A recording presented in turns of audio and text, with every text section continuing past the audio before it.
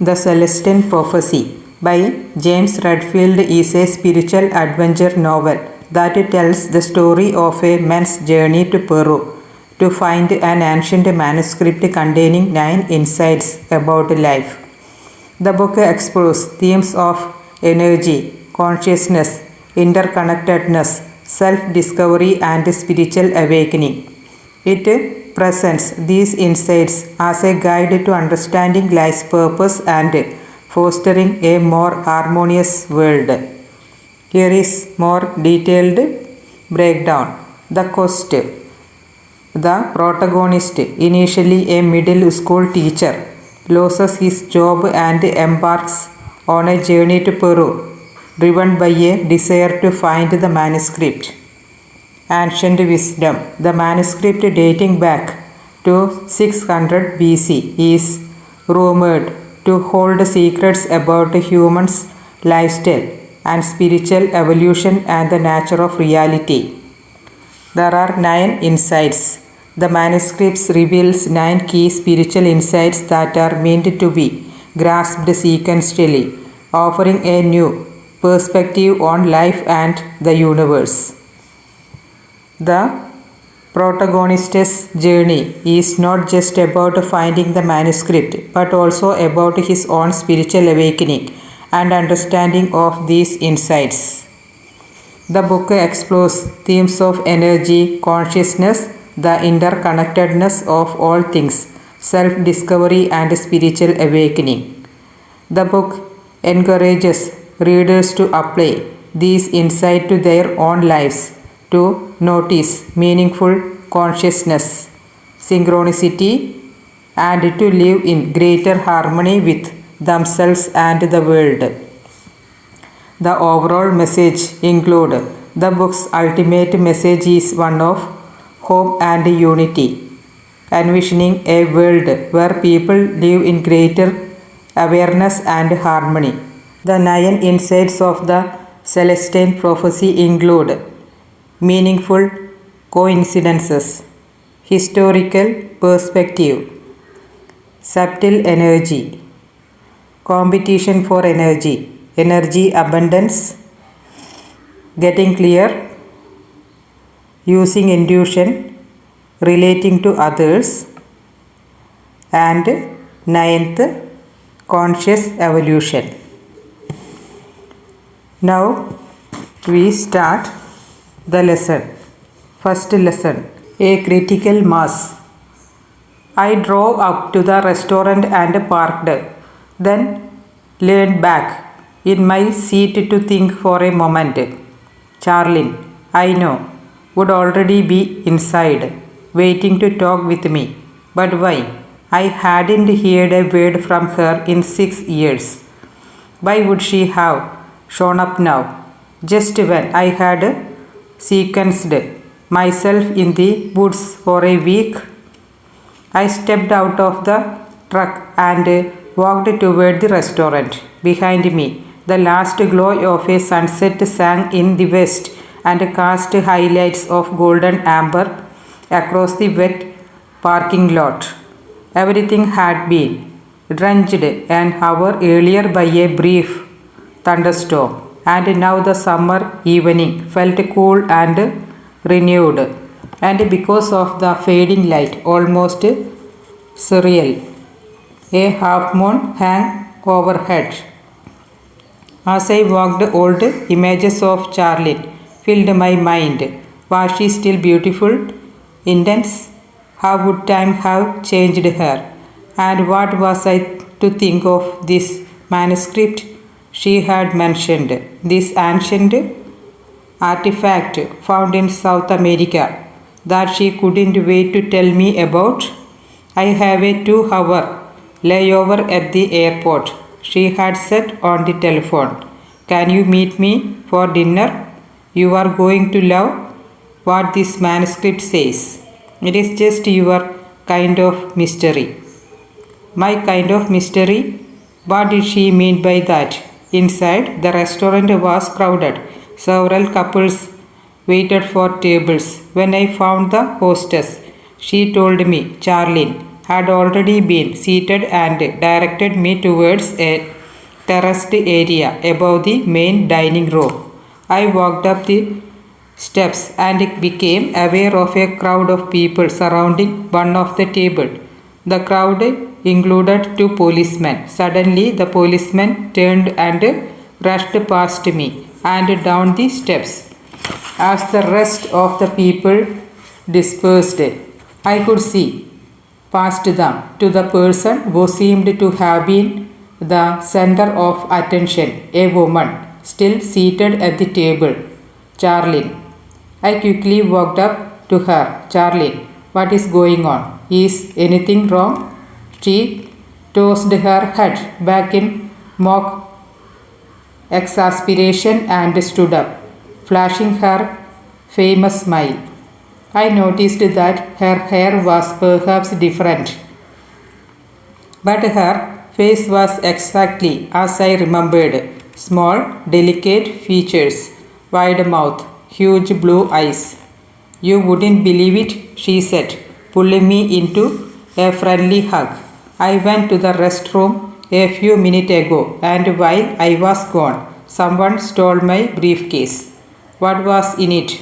Nothing of importance. Just some books and a magazine I was taking along for the trip.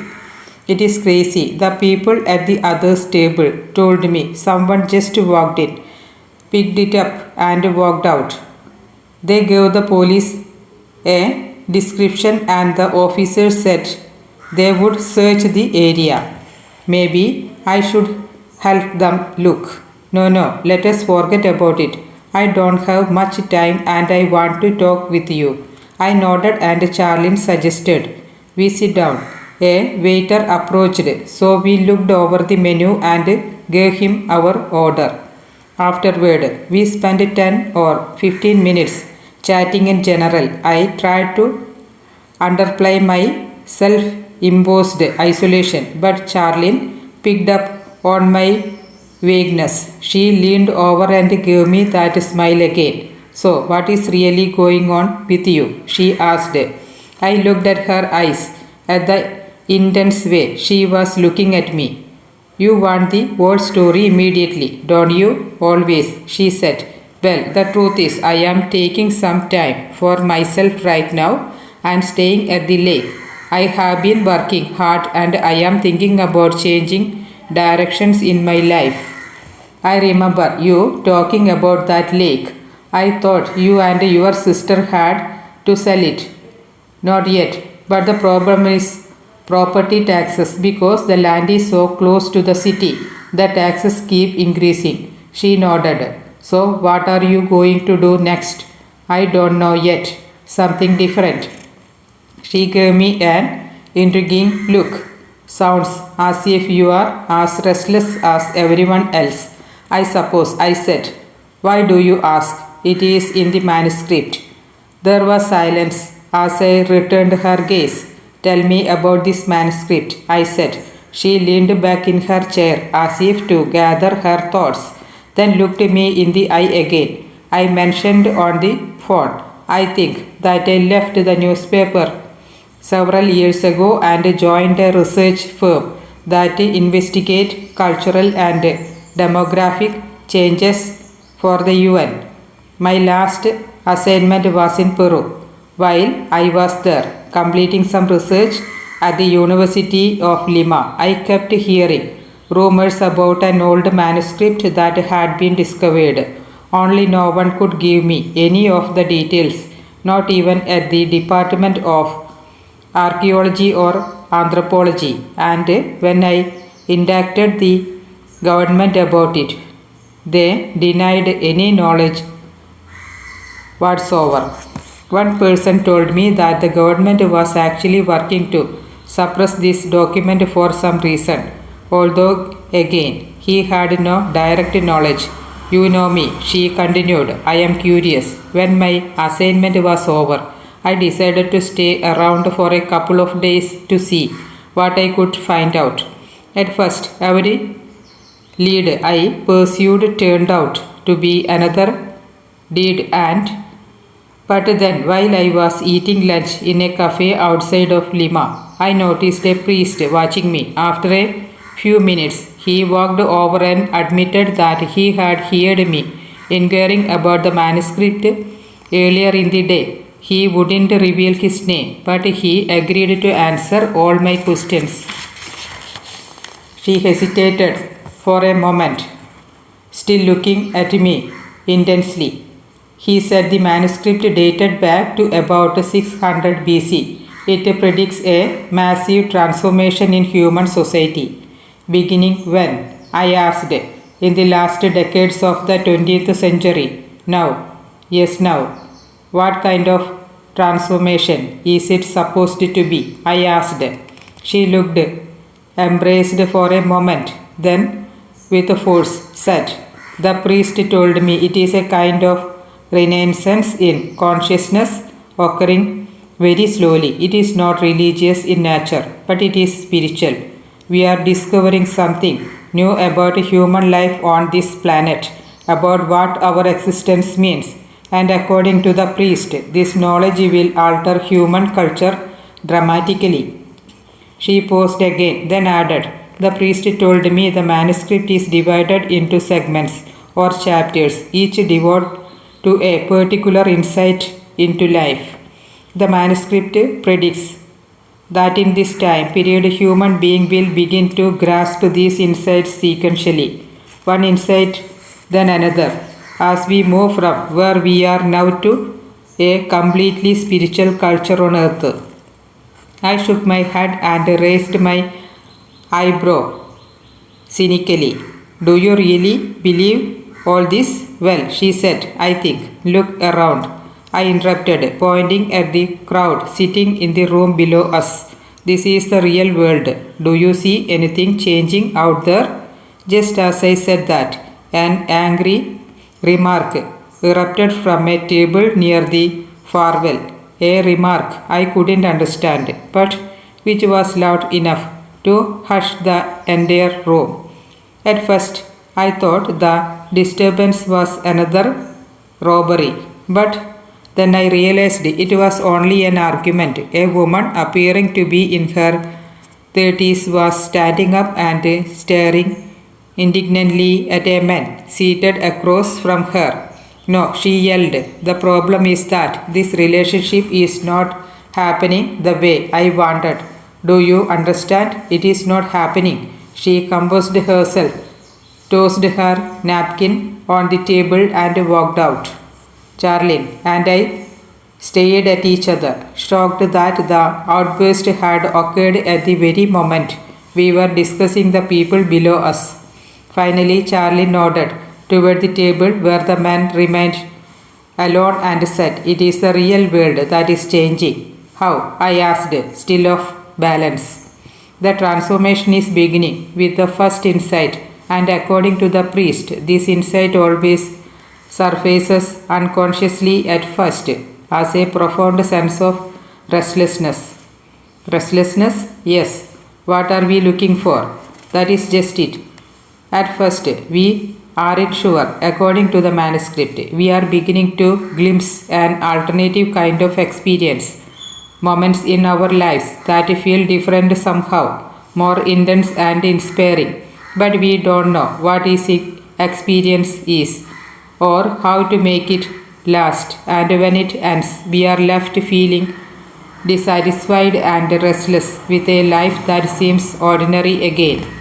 "You think this restlessness was behind the woman's anger?" "Yes, she is just like the rest of us.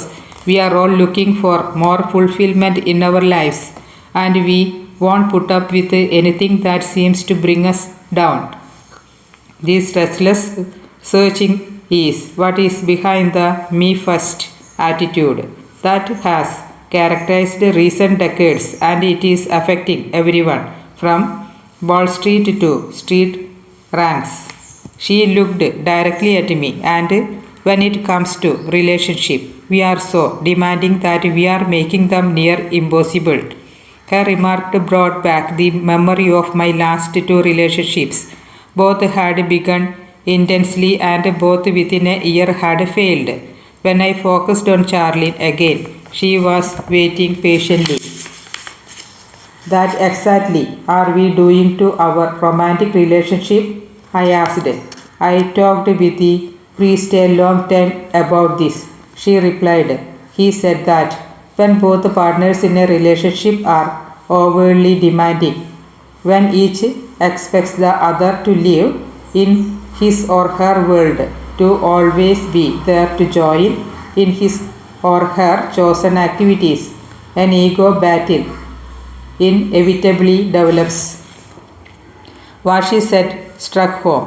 My last two relationships had indeed degenerated into power struggles. In both situations, we had found themselves in a conflict of agendas. The pace had been too fast. We had too little time to coordinate our different ideas about what to do, where to go, what interest to pursue. In the end, the issue of who would lead, who would determine the direction for the day had become an irreversible difficulty. Because of this control battle, Charlene continued, the manuscript says we will find it very difficult to stay with the same person for any length of time. That doesn't seem very spiritual, I said. That is exactly what I told the priest, she replied. He said to remember that while most of society's recent ills can be traced to this restlessness and searching, this problem is temporary and will come to an end. We are finally becoming conscious of what we are actually looking for, of what this other, more fulfilling experience really is. When we grasp it fully, we will have attained the first insight. Our dinner arrives, so we paused for several minutes as the waiter poured more wine and to taste each other's food. When she reached across the table to take a bite of salmon from the plate, Charlene wrinkled her nose and giggled. I realized how easy it was to be with her. Okay, I said. What is this experience we are looking for? What is the first insight?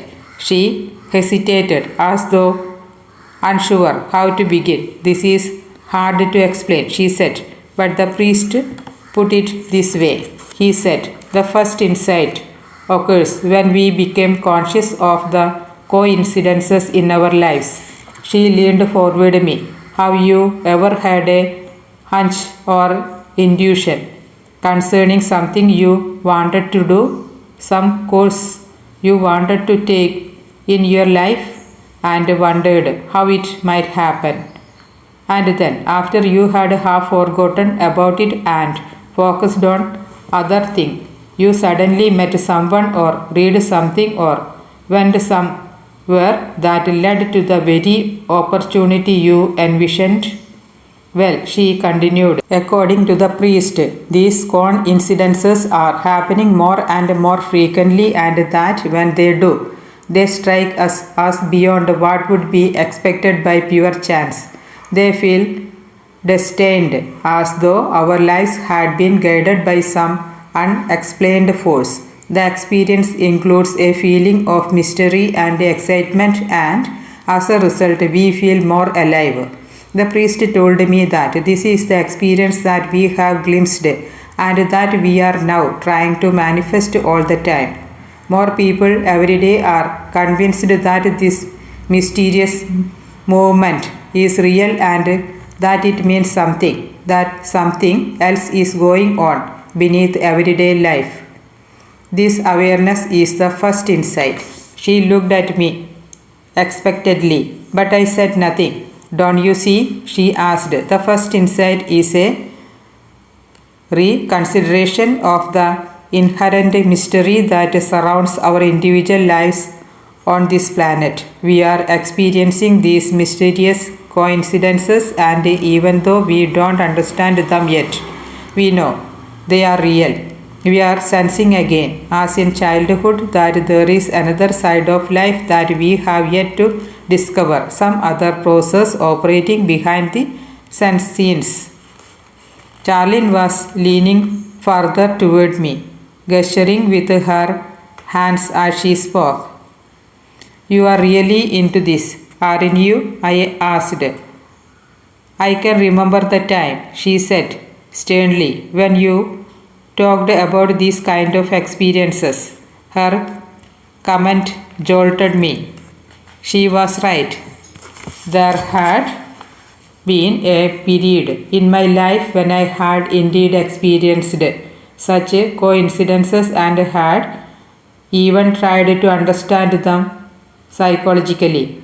Somewhere along the way, my view had changed. I had begun to regard such perspection as immature and unrealistic for some reason, and I had stopped even noticing.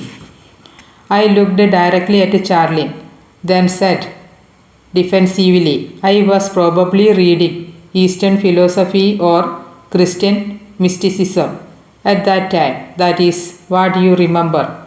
Anyway, what you are calling the first insight has been written about many times, Charlene.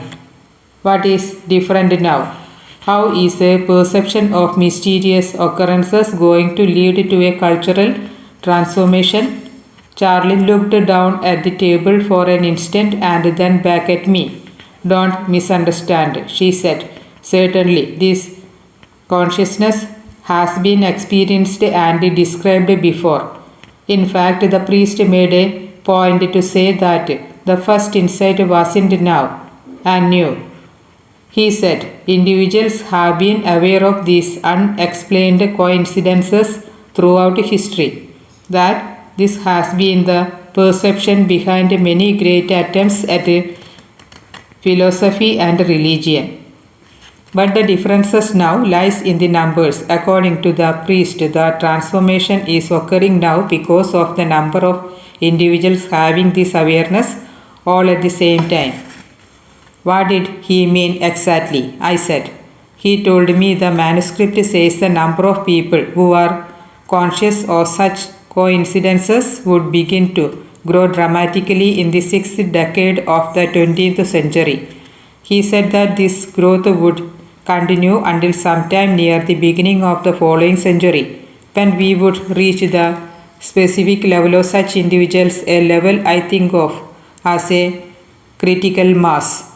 The manuscript predicts, she went on, that once we reach this critical mass, the entire culture will begin to take these coincidental experiences seriously. We will wonder in mass what mysterious process underlines human life on this planet, and it will be this question asked at the same time by enough people that will allow the other insights to also come into consciousness, because according to the manuscript, when a sufficient number of individuals seriously question what is going on in life, we will begin to find out.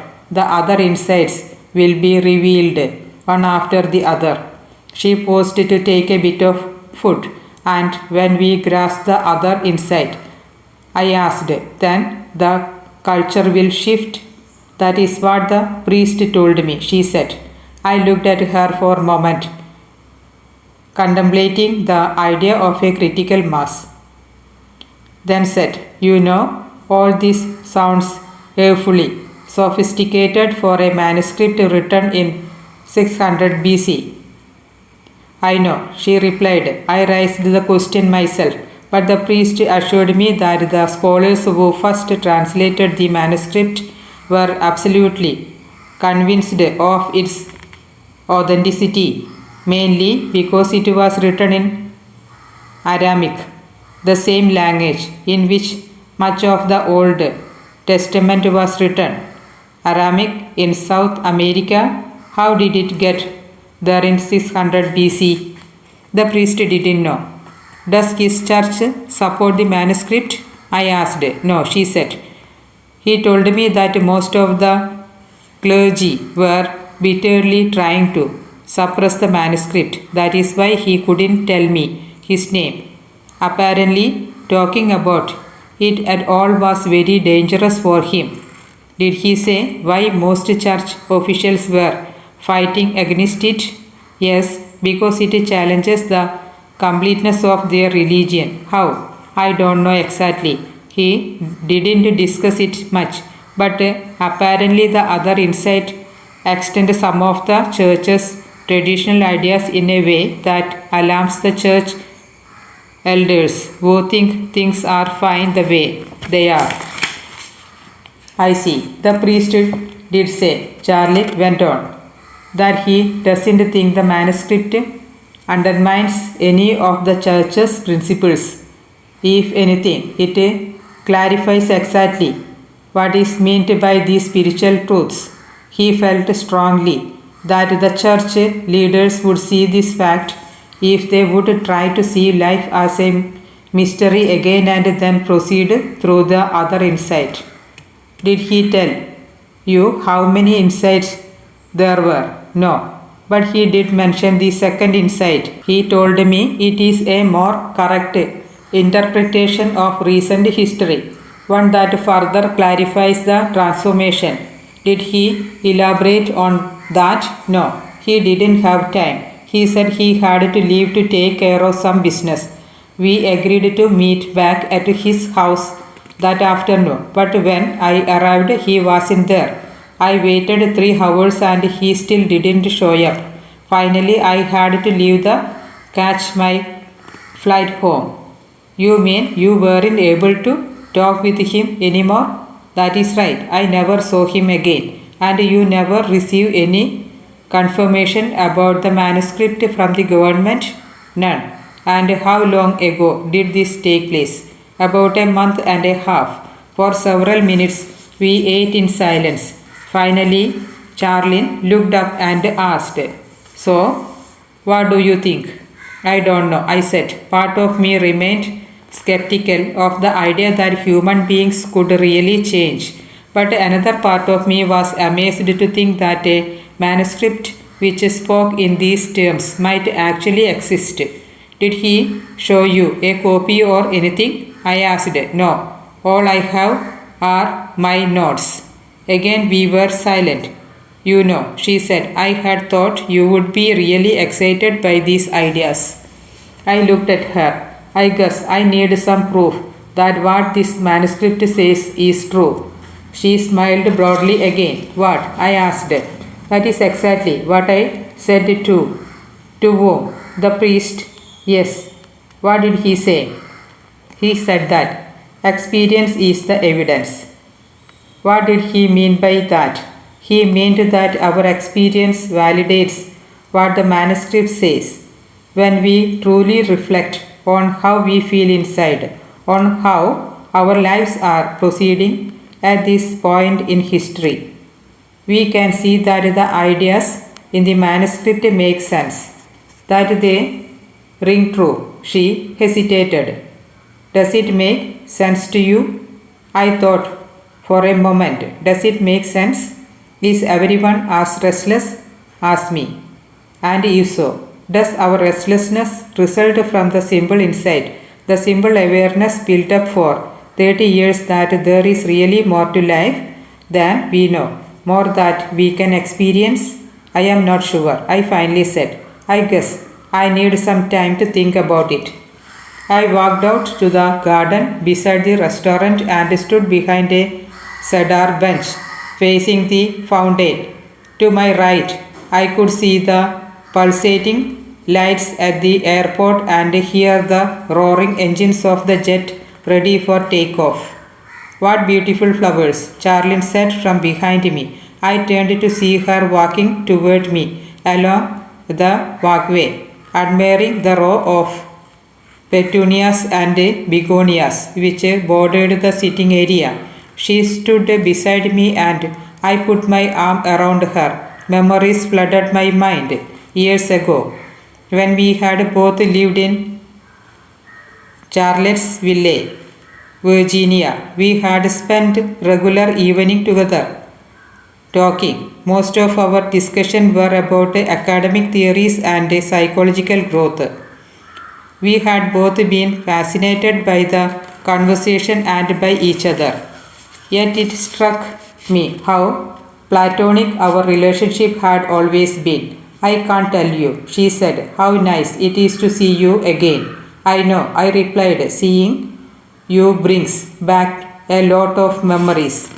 I wonder why we didn't stay in touch, she asked. Her question took me back again. I recalled the last time I had seen Charlene. She was telling me goodbye at my car. At the time, I felt full of new ideas and was departing for my hometown to work with severely abused children. I thought I knew how such children could transcend the intense reactions, the obsessive acting out that kept them from going on with their lives. But as time had progressed, my approach had failed. I had to admit my ignorance. How humans might liberate themselves from their past was still an enigma to me. Looking back over the previous 6 years, I now felt sure the experience had been worthwhile. Yet I also felt the urge to move on. But to where? To do what? I had thought of Charlene only a few times since she had helped me crystallize my ideas about childhood trauma. And now here she was again, back in my life, and our conversation felt just as exciting as before. I guess I got totally absorbed in my work, I said. So did I? She replied. At the paper, it was one story after another. I didn't have time to look up. I forgot about everything else. I squeezed her shoulder. You know, Charlene, I had forgotten how well we talked together. Our conversation seems too easy and spontaneous. Her eyes and smile confirmed my perception. I know, she said. Conversations with you give me so much energy. I was about to make another comment when Charlene stared past me towards the entrance to the restaurant. Her face grew anxious and pale. What is wrong? I asked, turning to look in that direction. Several people were walking toward the parking lot, talking casually. But nothing seemed out of the ordinary. I turned to the face Charlene again. She still appeared alarmed and confused. What was it? I repeated. Over by the first row of cars. Did you see that man in the grey shirt? I looked toward the parking lot again. Another group was exiting through the door. What man? I guess he is not there now, she said, straining to see. She looked directly into the eye. When the people at the other tables described the man who stole my briefcase, they said he had thinning hair and a beard and wore a grey shirt. I think I just saw him over there by the cars watching us. A note of anxiety formed in my stomach. I told Charlene I would be right back and walked to the parking lot to look around carefully not to get too far away. I saw no one who fit the description. When I returned to the bench, Charlene took a step closer to me and said softly, Do you suppose this person think I have a copy of manuscript and that is why he took my briefcase? He is trying to get it back? I don't know, I said, but we are going to call the police again and tell them what you saw. I think they are also ought to check out the passengers on your flight. We walked inside and called the police, and when they arrived, we informed them of what had occurred. They spent 20 minutes checking each car, then explained that they could invest no more time. They did agree to check all the passengers boarding the plane. Charlene would be on. After the police had left, Charlene and I found ourselves standing alone again by the fountain. What were we talking about anyway? She asked. Before I saw that man, we were talking about us, I replied. Charlene, why did you think to contact me about all this? She gave me a perplexed look. When I was in Peru and the priest was telling me about the manuscript, you kept popping into my mind. Oh yeah, I didn't think too much about it then. she continued. But later, after I returned to Virginia, every time I would think of the manuscript, I would think of you. I started to call several times, but I always got distracted. Then I received this assignment in Miami that I am headed to know and discovered after I had boarded the plane that I had a layover here. When I landed, I looked up your number. Your answering machine said to contact you at the lake only in an emergency, but I decided it would be okay to call. I looked at her for a moment, unsure of what to think. Of course, I finally replied, I am glad you did. Charlene glanced at her watch. It is getting late. I would better get back to the airport. I will drive you, I said. We drove to the main terminal and walked toward the embarkation area. I watched carefully for anything unusual. When we arrived, the plane was already boarding, and one of the policemen we had met was observing each passenger. When we approached him, he told us that he had observed everyone scheduled to board and no one fit the description of the thief. We thanked him, and after he had left, Charlie turned and smiled at me. I guess I would better go, she said, reaching out to hug my neck. Here are my numbers. Let us keep in touch this time. Listen, I said, I want you to be careful. If you see anything strange, call the police. Don't worry about me, she replied. I will be fine. For an instant, we looked deeply into each other's eye. What are you going to do about this manuscript? I asked. I don't know. Listen for news reports about it, I guess. What if it is suppressed? She gave me another of her full smiles. I knew it, she said. You are hooked. I told you, you would love it. What are you going to do? I shrugged. See if I can find out more about it, probably. Good, if you do, let me know. We said goodbye again and she walked away. I watched as she turned once and waved, then disappeared down the boarding corridor. I walked to my truck and drove back to the lake, stopping only for gas. When I arrived, I walked out to the screened porch and sat in one of the rockers. The evening was loud with crickets and tree frogs, and in the distance I could hear a whippoorwill across the lake. The moon had sunk lower in the west and sent a rippled line of reflection towards me on the water's surface. The evening had been interesting, but I was still skeptical about the whole idea of a cultural transformation. Like many people, I had been caught up in the social idealism of the 60s and 70s and even in the spiritual interests of the 80s. But it was hard to judge what was really happening. What kind of new information could possibly alter the entire human world?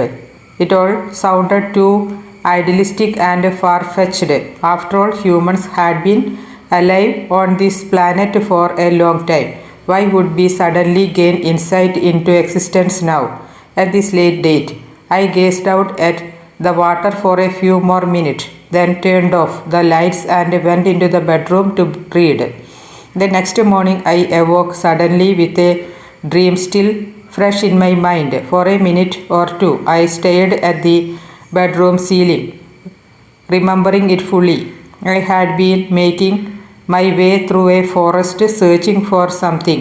The forest was large and exceptionally beautiful.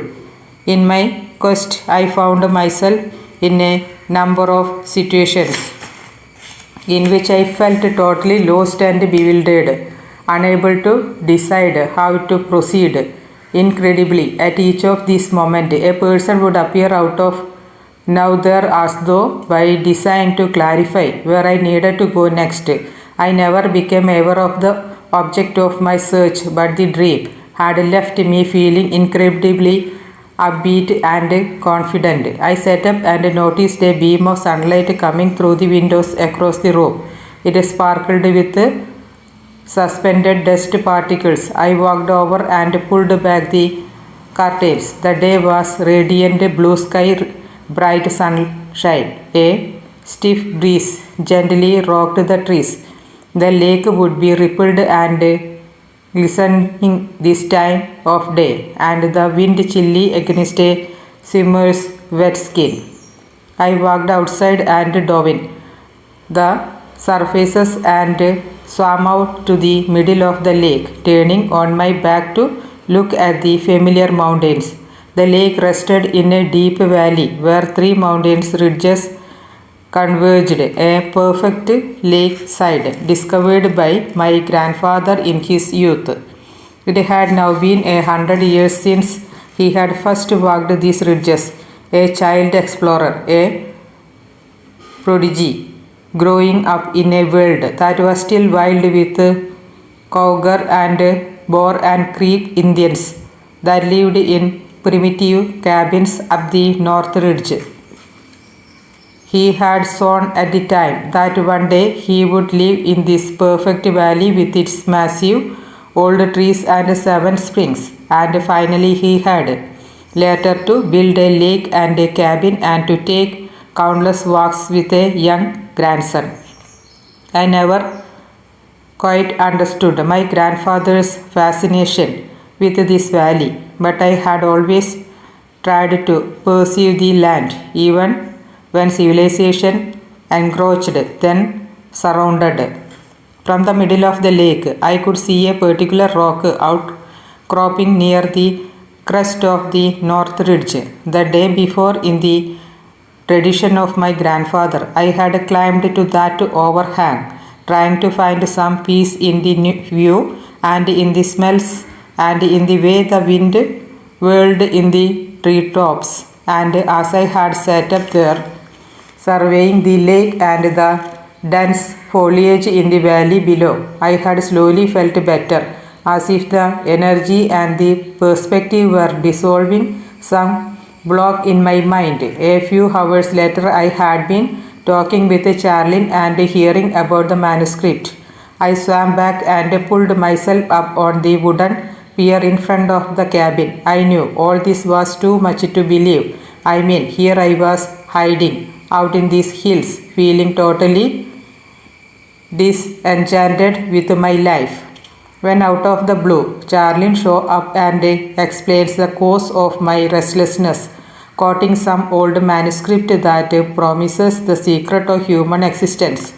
Yet I also knew that Charlene's arrival was exactly the sort of coincidence of which the manuscript spoke, one that seemed too unlikely to be a mere chance event. Could this ancient document be correct?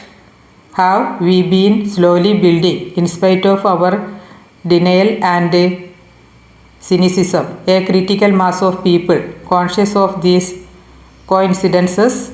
Were humans now in a position to understand this phenomenon and thus finally to understand the purpose behind life itself? What I wondered, would this new understanding be? Would the remaining insight in the manuscript tell us? As the priest had said, I faced a decision. Because of the manuscript, I felt a new direction open in my life, a new point of interest. The question was what to do now. I could remain here, or I could find a way to explore further. The issue of danger entered my mind. Who had stolen Charlene's briefcase? Was it someone working on suppress the manuscript? How could I know? I thought about the possible risk for a long time, but finally my mood of optimism prevailed. I decided not to worry. I would be careful and go slowly. I walked inside and called the travel agency with the largest ad in the yellow pages. The agent with whom I spoke said he could indeed arrange a trip to Peru. In fact, by chance, there was a cancellation I could fill. A flight with a reservation already confirmed at a hotel in Lima. I could have the whole package at a discount, he said, if I could leave in 3 hours. 3 hours? Part 2. The longer now. After a frenzy of packing and a wild ride on the freeway, I arrived at the airport with just enough time to pick up my ticket and board the flight for Peru. As I walked into the plane's tail section and sat down in the window seat, fatigue swept over me. I thought about a nap, but when I stretched out and closed my eyes, I found I couldn't relax. I suddenly felt nervous and ambivalent about the trip. Was it crazy to depart with no preparation? Where would I go in Peru? To whom would I talk? The confidence I had experienced at the lake was quickly fading back into skepticism. Both the first insight and the idea of a cultural transformation again seemed fanciful and unrealistic. And as I thought about it, the concept of a second insight seemed just as unlikely. How could a new historical perspective institute our perception of these coincidences and keep them conscious in the public mind? They stretched out further and took a deep breath.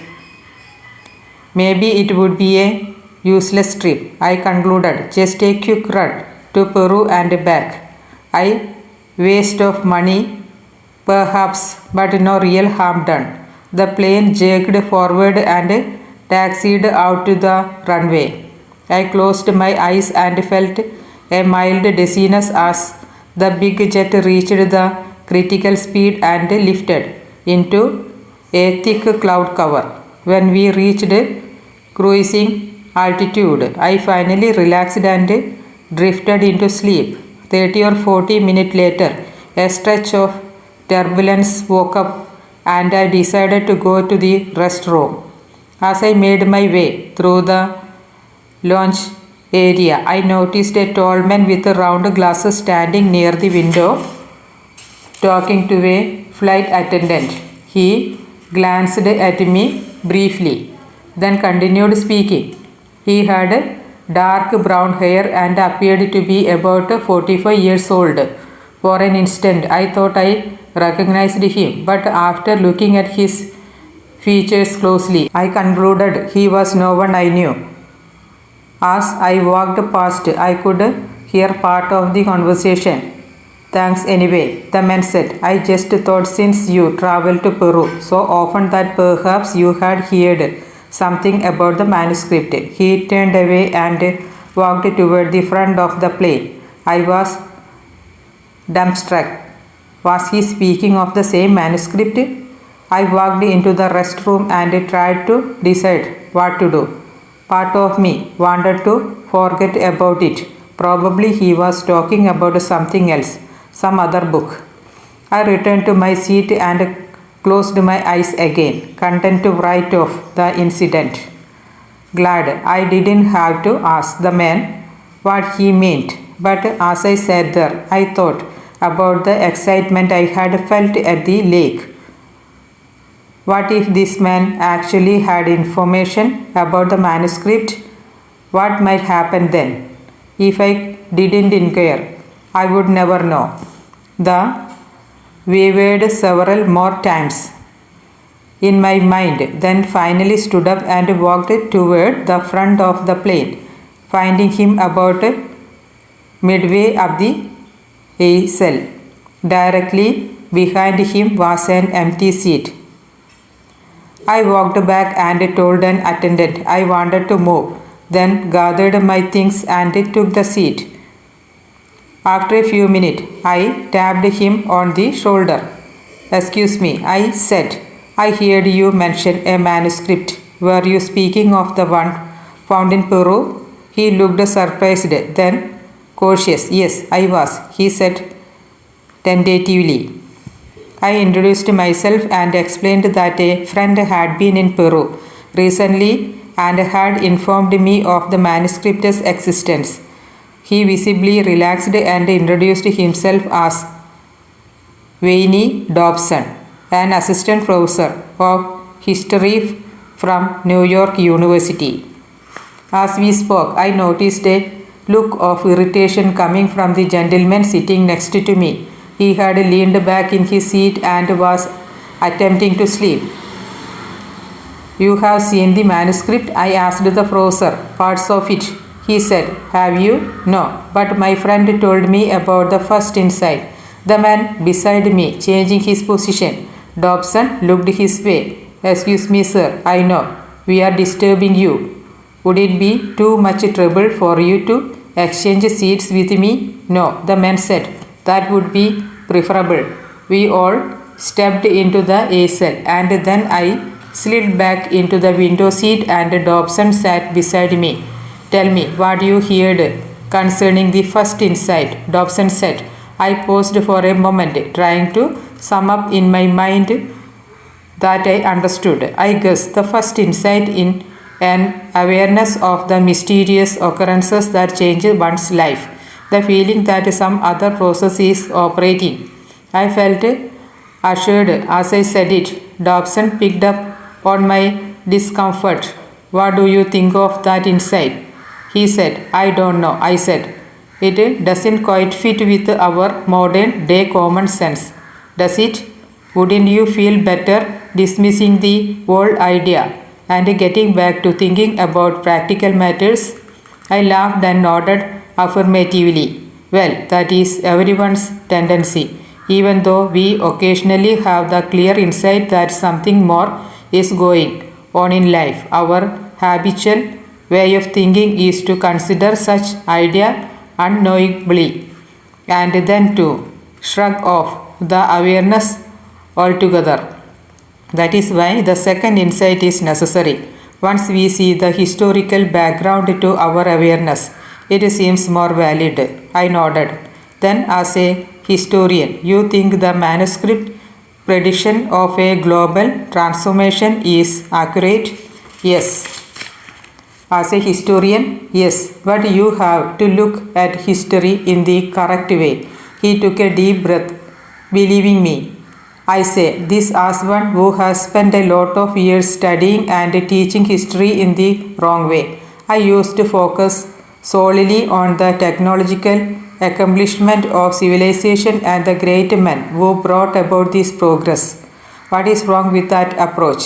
Nothing, as far as it goes. But what is really important is the worldview of each historical period, what the people were feeling and thinking. It took me a long time to understand that. History is supposed to provide a knowledge of longer context within which our lives take place. History is not just the evolution of technology, it is the evolution of thought. By understanding the reality of the people who came before us, we can see why we look at the world the way we do and what our contribution is toward further progress. We can pinpoint where we come in, so to speak, in the longer development of civilization, and that gives us a sense of where we are going. He paused, then added, the effect of the second insight is to provide exactly this kind of historical perspective, at least from the point of view of Western thoughts. It places the manuscript's predictions in a longer context that make them seem only plausible, but inevitable. I asked Dobson how many insight he had seen and he told me only the first two. He had found them, he said, after a rumor about the manuscript prompted a short trip to Peru 3 weeks ago. Once I arrived in Peru, he continued, I met a couple of people who confirmed the manuscript's existence yet seemed scared to death to talk much about it. They said the government had gone a little loco and was making physical threats against anyone who had copied or dispersed information. His face turned serious. That made me nervous, but later a waiter at my hotel told me about a priest he knew who often spoke of the manuscript. The waiter said the priest was trying to fight the government's effort to suppress the artifact. I couldn't resist going to a private dwelling where this priest supposedly spent most of his time. I must have looked surprised because Dobson asked, "What is wrong, my friend?" I replied, "The one who told me about the manuscript learned what she knew from a priest. He wouldn't give his name, but she talked with him once about the first insight. She was scheduled to meet with him again, but he never showed up."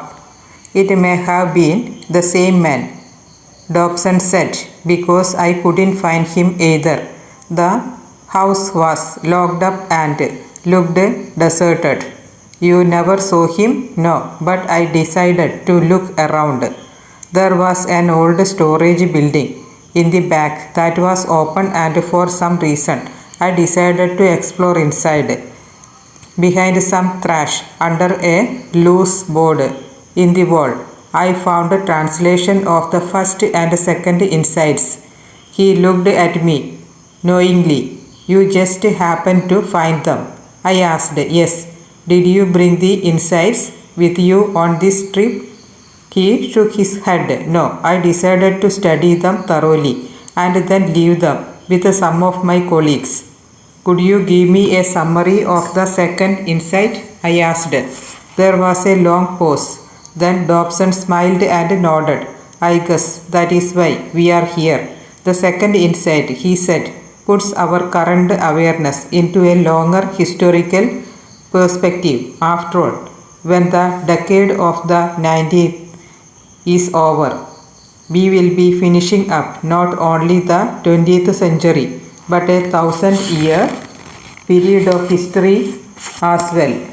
We will be completing the entire second millennium before we in the West can understand where we are and what is going to occur next. We must understand what has really been happening during this current 1,000-year period." "What does the manuscript say exactly?" I asked. "It says that at the close of the second millennium, that is now, we will be able to see that entire period of history as a whole, and we will identify a particular preoccupation that developed during the latter half of this millennium in what has been called the modern age. Our awareness of the coincidences today represent a kind of awakening from this preoccupation." "What is the preoccupation?" I asked. He gave me a mischievous half smile. "Are you ready to relive the millennium?" "Sure, tell me about it." "It is not enough for me to tell you about it. Remember what I said before. To understand history, you must grasp how your everyday view of the world developed, how it was created by the reality of the people who lived before you. It took 1,000 years to evolve the modern way of looking at things, and to really understand where you are today, you must take yourself back to the year 1000 and then move forward through the entire millennium experientially, as though you actually lived through the whole period yourself in a single lifetime." "How do I do that?" "I will guide you through it." I hesitated for the moment, glancing out the window at the land formation far below. Time was already beginning to feel different. "I will try," I said finally. "Okay," he replied. "Imagine yourself being alive in the year 1000, in what we have called the Middle Age. The first thing you must understand is that the reality of this time is being defined by the powerful churchmen of the Christian church because of their position These men hold great influence over the mind of the populace and the world. These churchmen describe as realists, above all spiritual. They are creating a reality which places their idea about God's plan for mankind at the very center of the life. Visualize this, he continued. You find yourself in the class of your father, essentially peasant or aristocrat, and you know that you will always be confined to this class, but regardless of which class you are in or the particular work that you do, you soon realize that social position is secondary to the spiritual reality of life as defined by the churchmen. Life is about passing a spiritual test, you discover. The churchmen explain that God has placed mankind at the center of his universe, surrounded by the entire cosmos, for one solitary purpose, to win or lose salvation. And in this real trial, you must correctly choose between two opposing forces, the force of God and the lurking temptation of the devil.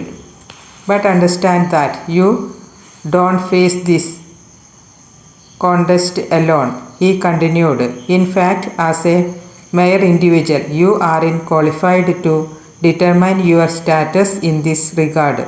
This is the province of the churchmen. They are there to interpret the scriptures and to tell you every step of the way whether you are in accordance with God or whether you are being duped by Satan. If you follow their instructions, you are assured that the rewarding afterlife will follow. But if you fail to heed the course they prescribe, then, well, there is excommunication and certain damnation. Dobson looked at me intensely. The manuscript says that the important thing to understand here is that every aspect of the medieval world is defined in otherworldly terms. All the phenomena of life, from the chance thunderstorm or earthquake to the success of crop or the death of a loved one, is defined either as the will of God or as the malice of the devil. There is no concept of weather or geological forces or horticulture or disease. All that comes later. For now, you completely believe the churchmen. The world you take for granted operates solely by spiritual means. He stopped talking and looked at me. Are you there? Yes, I can see that reality. Well, imagine that reality now beginning to break down. What do you mean? The medieval worldview, your worldview, begins to fall apart in the 14th and 15th centuries. First, you notice certain improprieties of the part of the churchmen themselves, secretly violating their vows of chastity, for example, or taking gratitude to look the other way when governmental officials violate scriptural laws. These improprieties alarm you because these churchmen hold themselves to be the only connection between yourself and God. Remember, they are the only interpreters of the scriptures, the sole arbitrators of your salvation. Suddenly, you are in the midst of an outright rebellion. A group led by Martin Luther is calling for a complete break from papal Christianity. The churchmen are corrupt, they say, demanding an end to the churchmen's reign over the minds of the people. New churches are being formed based on the idea that each person should be able to have access to the scriptures personally and to interpret them as they wish with no middleman. As you watch in disbelief, the rebellion succeeds. The churchmen begin to lose. For centuries, these men defined reality, and now before your eyes, they are losing their credibility. Consequently, the whole world is being thrown into question. The clear concerns about the nature of the universe and about humankind's purpose here, based as it was on the churchman's description, is collapsing, leaving you and all the other human in Western culture in a very precarious place. After all, you have grown accustomed to having an authority in your life to define reality, and without that external direction, you feel confused and lost. If the churchman's description of reality and the reason for human existence is wrong, you ask, then what is right? He paused for a moment. Do you see the impact of this collapse on the people of that day? I suppose it was somewhat unsettling, I said.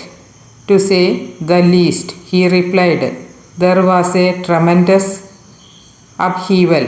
The old world views was being challenged everywhere. In fact, by the 16th, astronomers had proved beyond a doubt that the sun and stars did not revolve around Earth as maintained by the church. Clearly, the Earth was only one small planet orbiting a minor sun in a galaxy that contained billions of such stars. He leaned toward me. This is important. Mankind has lost its place at the center of God's universe. See the effect this had now. When you watch the weather, or plants growing, or someone suddenly die, what you feel is an anxious bafflement. In the past, you might have said God was responsible or the devil, but as the medieval world view breaks down, that certainty goes with it. All the things you took for granted now need new definition, especially the nature of God and your relationship to God. With that awareness, he went on, the modern age begins. There is a growing democratic spirit and a mass distrust of papal and royal authority. Definitions of the universe based on speculation or scriptural faith are no longer automatically accepted. In spite of the loss of certainty, we didn't want to risk some new group controlling our reality as the churchmen had. If you had been there, you would have participated in the creation of a new mandate for science. What? He laughed. You would have looked out on this vast, undefined universe and you would have thought, as did the thinkers of that day, that we needed a method of conscious building, a way to systematically explore this new world of ours. And you would have called this new way of discovering reality the scientific method, which is nothing more than testing an idea about how the universe works, arriving afterward at some conclusion, and then offering this conclusion to others to see if they agree. Then, he continued, you would have prepared explorers to go out into this new universe, each armed with the scientific method, and you would have given them their historic mission. Explore this place and find out how it works and what it means that we find ourselves alive here. You know, you had lost your certainty about a God-ruled universe, and because of that your certainty about the nature of God himself. But you felt you had a method, a consciousness building process through which you could discover the nature of everything around you, concluding God and including the true purpose of mankind's existence on the planet. So you sent these explorers out to find the true nature of your situation and to report back. He paused and looked at me. The manuscript, he said, says that at this point we began the preoccupation from which we are awakening now. We sent these explorers out to bring back a complete explanation of our existence, but because of the complexity of the universe, they weren't able to return right away. What was the preoccupation? Put yourself in that time period again, he said, when the scientific method couldn't bring back a new picture of God and of mankind's purpose on the planet. The lack of certainty and meaning affected Western culture deeply. We needed something else to do until our questions were answered. Eventually, we arrived at what seemed to be a very logical solution. We looked at each other and said, well, since our explorers have not yet returned with our true spiritual situation, why not settle into this new world of ours while we are waiting? We are certainly learning enough to manipulate this new world for our own benefit. So why not work in the meantime to raise our standard of living, our sense of security in the world? He looked at me and grinned, and that is what we did 4 centuries ago. We shook off our feeling of being lost by taking matters into our own hands, by focusing on conquering the earth and using its resources to better our situation. And only now, as we approach the end of the millennium, can we see what happened. Our focus gradually became a preoccupation. We totally lost ourselves in creating a secular security, an economic security, to replace the spiritual one we had lost. The question of why we were alive, of what was actually going on here spiritually, was slowly pushed aside and repressed altogether. He looked at me intensely, then said, working to establish a more comfortable style of survival has grown to feel complete in and of itself as a reason to live, and we have gradually, methodologically, forgotten our original question. We have forgotten that we still don't know what we are surviving for. Out the window, far below, I could see a large city, judging from our flight path.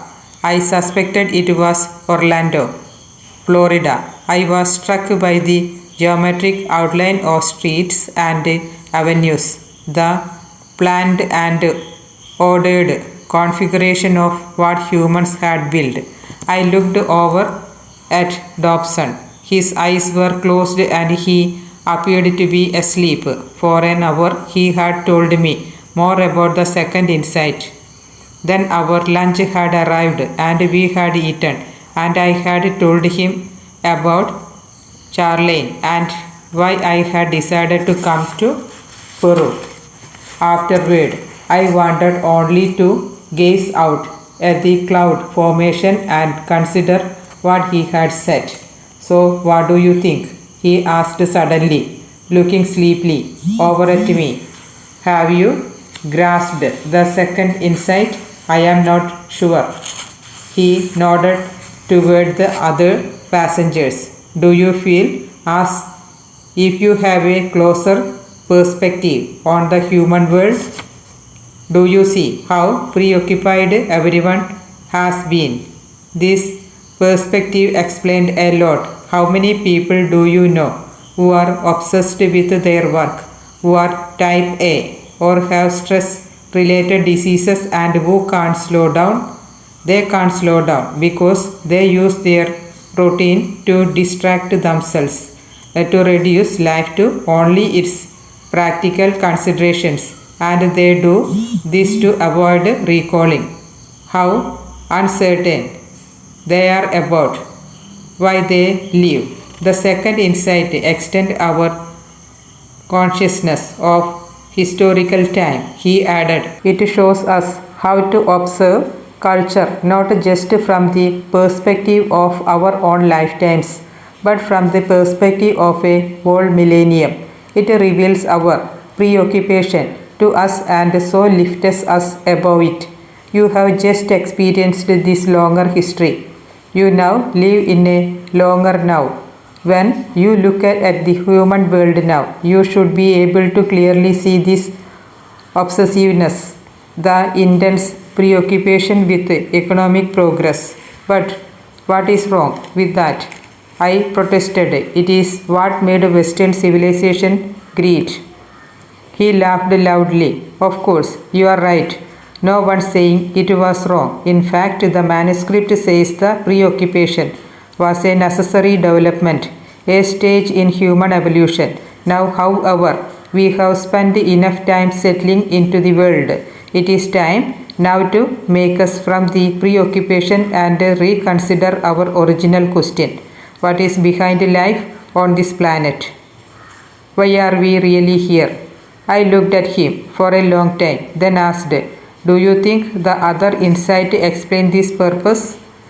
Dobson cocked his head.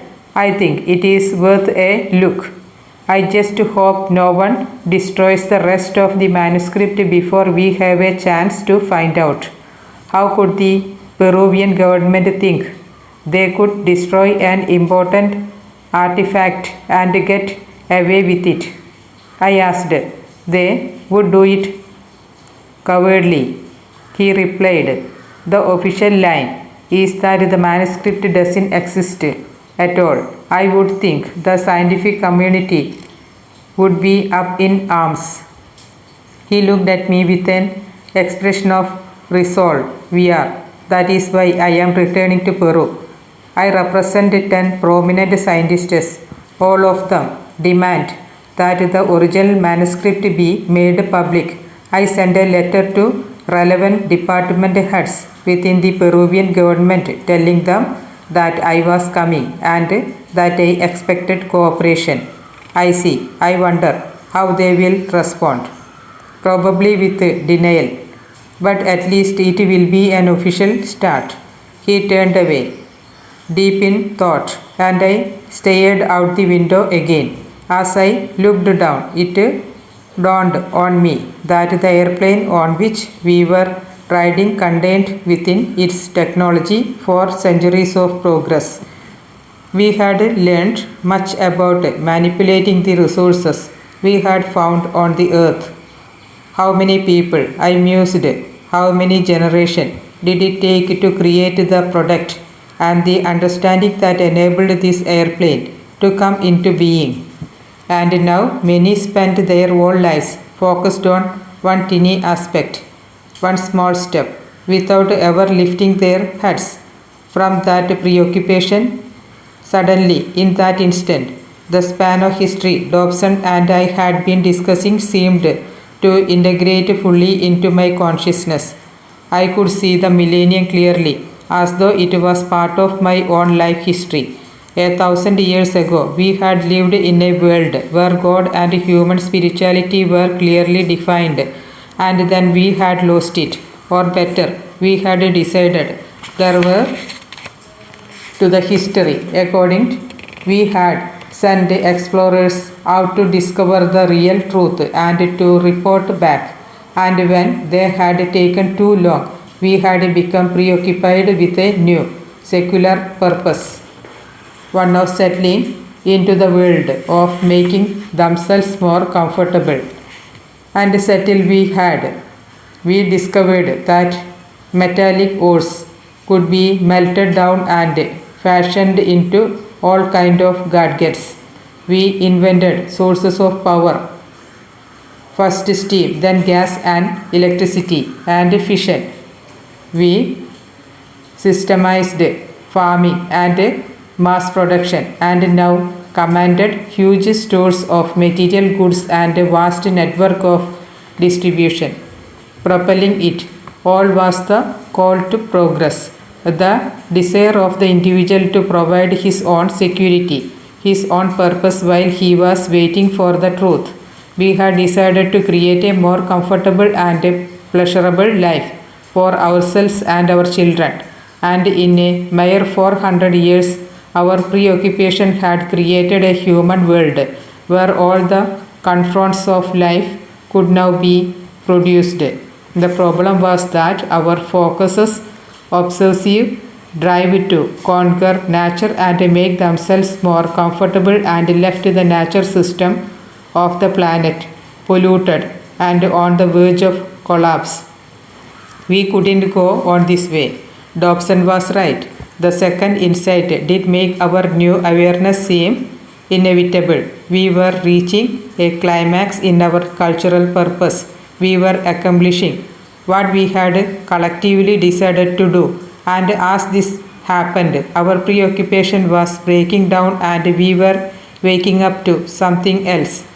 I could not also see the momentum of the modern age slowing as we approached the end of the millennium. A 400-year-old obsession had been completed. We had created the means of material security and now we seemed to be ready, poised, in fact, to find out why we had done it. In the faces of the passengers around me, I could see evidence of the preoccupation, but also I thought I detected brief glimpses of awareness. How many, I wondered, had already noticed the coincidences? The plane tilted forward and began its descent as the flight attendant announced that we would soon be landing in Lima. I gave Dobson the name of my hotel and asked where he was staying. He gave me the name of his hotel and said it was only a couple of miles from mine. What is your plan? I asked. I have been thinking about that, he replied. The first thing, I guess, is to visit the American embassy and tell them why I am here, just for the record. Good idea. After that, I am going to speak with the many Peruvian scientists as I can. The scientists at the University of Lima have already told me that they have no knowledge of the manuscript, but there are other scientists who are working at various ruins who may be willing to talk. What about you? What are your plans? I have none, I replied. Do you mind if I tag along? Not at all. I was going to suggest it. After the plane landed, we picked up our luggage and agreed to meet later at Dobson's hotel. I walked outside and hailed a taxi in the fading twilight. The air was dry and the wind very brisk. As my cab drove away, I noticed another taxi pull out quickly behind us, then lag back in the traffic. It stayed with us through several turns and I could make out a long figure in the back. A rush of nervousness filled my stomach. I asked the driver, who could speak English, not to go directly to the hotel, but to drive around for a while.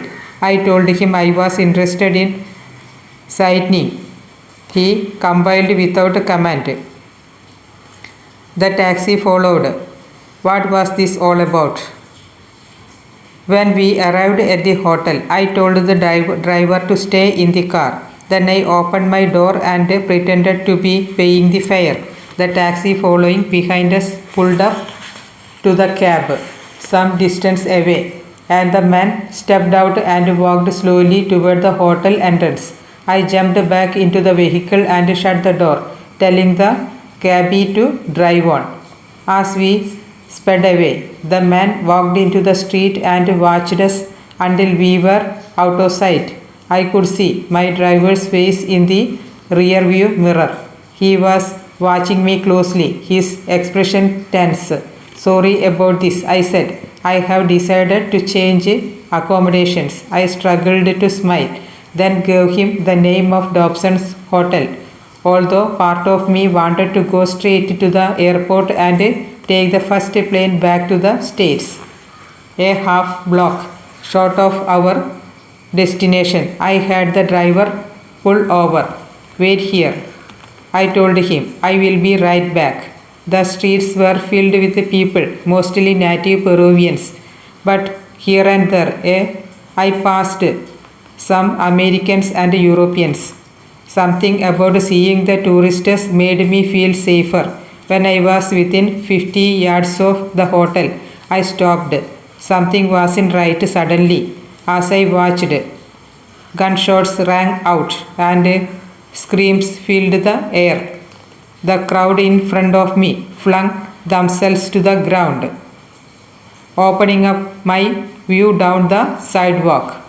Dobson was running towards me, wild eyes, panicked. Figures behind him pursued. One fired his gun into the air and ordered Dobson to halt. As he ran closer, Dobson strained to focus, then recognized me. Run, he yelled. For God's sake, run. I turned and ran down an alley in terror. Ahead was a vertical board fence, 6 feet high, blocked my way. When I reached it, I leaped as high as I could, catching the top of the boards with my hands and flinging my right leg over the top. As I pulled my left leg over and dropped to the other side, I looked back down the alley. Dobson was running desperately. More shots were fired. He stumbled and fell.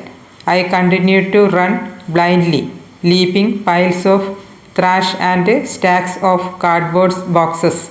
For a moment I thought I heard a footstep behind me, but I didn't dare look back. Ahead, the alley ran into the next street, which was also crowded with people, seemingly unalarmed. As I entered the street, I dared a glance to my rear, my heart pounding. No one was there. I walked hurriedly down the sidewalk to the right, trying to fade into the crowd. Why did Dobson run? I asked myself. Was he killed? Wait a minute, someone said in a loud whisper from behind my left shoulder. I started to run, but he reached out and grabbed my arm. Please wait a minute, he said again. I saw what happened. I am trying to help you. Who are you? I asked, trembling. I am Wilson James, he said. I will explain later. Right now, we have to get off this street. Something about his voice and demeanor calmed my panic. So I decided to follow him. He walked up the street and into a leather goods store. He nodded to a man behind the counter and led me into a musty spare room in the back. He shut the door and closed the curtains. He was a man in his 60s, although he seemed much younger. A sparkle in his eyes or something. His skin was dark brown and his hair was black. He looked of Peruvian descent, but the English he spoke sounded almost American. He wore a bright blue t-shirt and jeans. You will be safe here for a while, he said. Why are they chasing you? I didn't respond. You are here about the manuscript, aren't you? He asked. How did you know that? I guess the man with you was here for that reason too. Yes, his name is Dobson. How did you know? There were two of us. I have a room over the alley. I was looking out the window as they were chasing you. Did they shoot Dobson? I asked, terrified by what I might hear in reply. I don't know, he said. I couldn't tell. But Once I saw you had escaped. I ran down the back step to head you off. I thought perhaps I could help. Why? For an instant, he looked at me as though he was uncertain how to answer my question. Then his expression changed in one of warmth. You won't understand this, but I was standing there at the window and thought about an old friend came to me. He is dead now. He died because he thought people should know about the manuscript. When I saw what was happening in the alley, I felt I should help you. He was right. I didn't understand, but I had the feeling he was being absolutely truthful with me. I was about to ask another question when he spoke again. We can talk about this later, he said. I think we would better move to a safer place. Wait a minute, Wilson, I said. I just want to find a way back to the States. How can I do this? Call me Will, he replied. He don't think you should try to airport. Not yet. If they are still looking for you, they will be checking there. I have some friends who live out of town. They will hide you. There are several other ways out of the country you can choose. Why you are ready. They will show you where to go. He opened the door to the room and checked inside the shop, then walked outside and checked the street. Then he returned. He mentioned for me to follow. He walked down the street to a blue jeep that Will pointed out. As we got in, I noticed that the back seat was carefully packed with footsteps and tents and satchels, as if for an extended trip. We rode in silence. I leaned back in the passenger seat and tried to think. My stomach was knotted with fear. I had never expected this. What if I had been arrested and thrown into Peruvian jail or killed outright? I had to size up my situation. I had no clothes, but I did have money and one credit card, and for some reason I trusted Will. What had you and who was it, Dobson, done to get those people after you? Will asked suddenly. Nothing that I know of, I replied. I met Dobson on the plane. He is an historian and he was coming down here to investigate the manuscript officially. He represents a group of other scientists. Will looked surprised. Did the government know he was coming? Yes. He had written certain government officials that he wanted cooperation. I can't believe they tried to arrest him. He didn't even have his copies with him. He has copies of the manuscript, only of the first two inside. I had no idea there were copies in the United States. Where did he get them? On an earlier trip, he was told a certain priest knew of the manuscript. He couldn't find him, but he found the copies hidden behind his house. Will looked sad. Josh, who? I asked. He was the friend I told you about, the one who was killed. He was adamant that as many people as possible hear about the manuscript. What happened to him? He was murdered. We don't know by whom. His body was found in the forest miles from his house, but I have to think it was his enemies. The government, certain people in the government or in the church. His church would go that far? Perhaps the church is secretly against the manuscript. There are a few priests who understand the document and advocate it cowardly. But they must be very careful. Josh talked of it openly to anyone who wanted to know. I warned him for months before his death to be more subtle, to stop giving copies to anyone who came along. He told me he was doing what he knew he must. When was the manuscript first discovered? I asked. It was first translated 3 years ago, but no one knew when it was first discovered. The original floated around for years, he think, among Indians, until it was found by Jose. He alone managed to get it translated. Of course, once the church found out what the manuscript said, they tried to suppress it totally. Now all we have are copies. We think they destroyed the original. Will had driven east out of town and we were riding on a narrow two-lane road through a heavily irrigated area. We passed several small plank dwellings and then a large pasture with expensive fencing. Did Dobson tell you about the first two insides? Will asked. He told me about the second inside. I replied, I have a friend who told me of the first. She talked to a priest at another time. To Jose, I guess.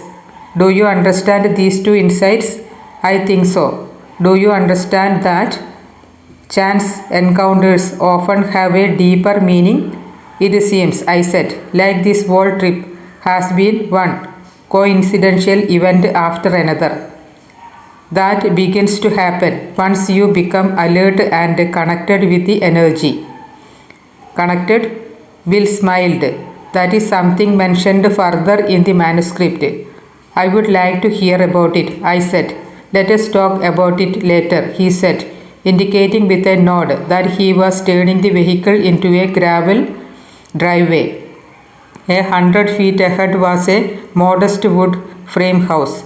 Will pulled up beneath a large tree to the right of the house and stopped. My friend works for the owner of a large farming estate who owns much of the land in this area, he said, and provide this house. The man is very powerful and secretly supportive of the manuscript. You will be safe here. A porch light flicked on and a short scarred man, who appeared to be a native Peruvian, rushed out, smiling broadly and saying something enthusiastically in Spanish. When he reached the jeep, he patted Will on the back through the open window and glazed pleasantly over at me. Will asked him to speak in English, then introduce us. He need a little help, Will said to the man. He wants to return to the state, but he will have to be very careful. I guess I am going to leave him with you. The man was looking closely at Will. You are about to go after the 9th insight again, aren't you? He asked. Yes, Will said, getting out of the jeep. I opened my door and walked around the vehicle. Will and his friend were strolling toward the house, having a conversation I couldn't hear. As I walked up, the man said, I will start the preparation, then walked away. Will turned to me. What did he mean? I asked. When he questioned you about a 9th insight, there is part of the manuscript that has never been found.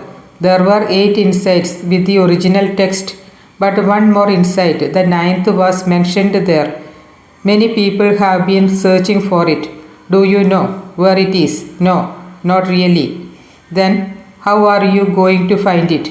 Will smiled. The same way Jose found the original 8th. The same way you found the first 2 and then ran into me. If one can connect and build up enough energy, then coincidental events begin to happen consistently. Tell me how to do that, I said. Which insight is it? Will looked at me as if assessing my level of understanding. How to connect is not just one insight, it is all of them.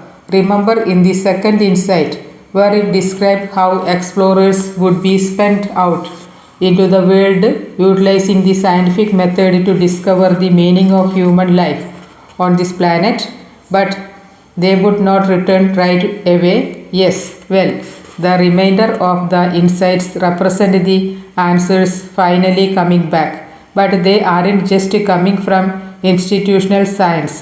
The answers I am talking about are coming from many different areas of inquiry. The Findings of physics, psychology, mysticism, and religion are all coming together into a new synthesis based on a perception of the coincidences. We are learning the detail of what the coincidences mean, how they work, and as we do, we are constructing a whole new view of life, insight by insight. Then I want to hear about each insight. I said, can you explain them to me before you go?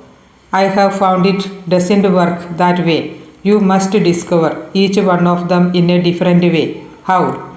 It just happens. It wouldn't work for me to just tell you. You might have the information about each of them, but you wouldn't have the insights. You have to discover them in the course of your own life. We stared at each other in silence. Will smiled. Talking with him made me feel incredibly alive. Why are you going after the ninth insight now? I asked. It is the right time. I have been a guide here and I know the terrain and I understand all 8 insights.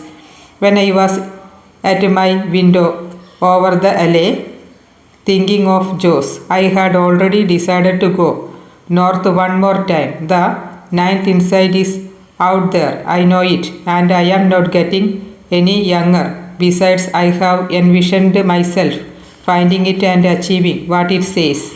I know. It is the most important of the insights. It puts all the other into perspective and gives us the true purpose of life. He paused suddenly, looking serious. I would have left 30 minutes earlier, but I had this nagging feeling that I had forgotten something. He paused again. That is precisely when you showed up. We looked at each other for a long time. You think I am supposed to go with you? I asked. What do you think? I don't know, I said, unsure of myself. I felt confused. The story of my Peruvian trip was flashing before my mind. Charlie Dobson. Now Will.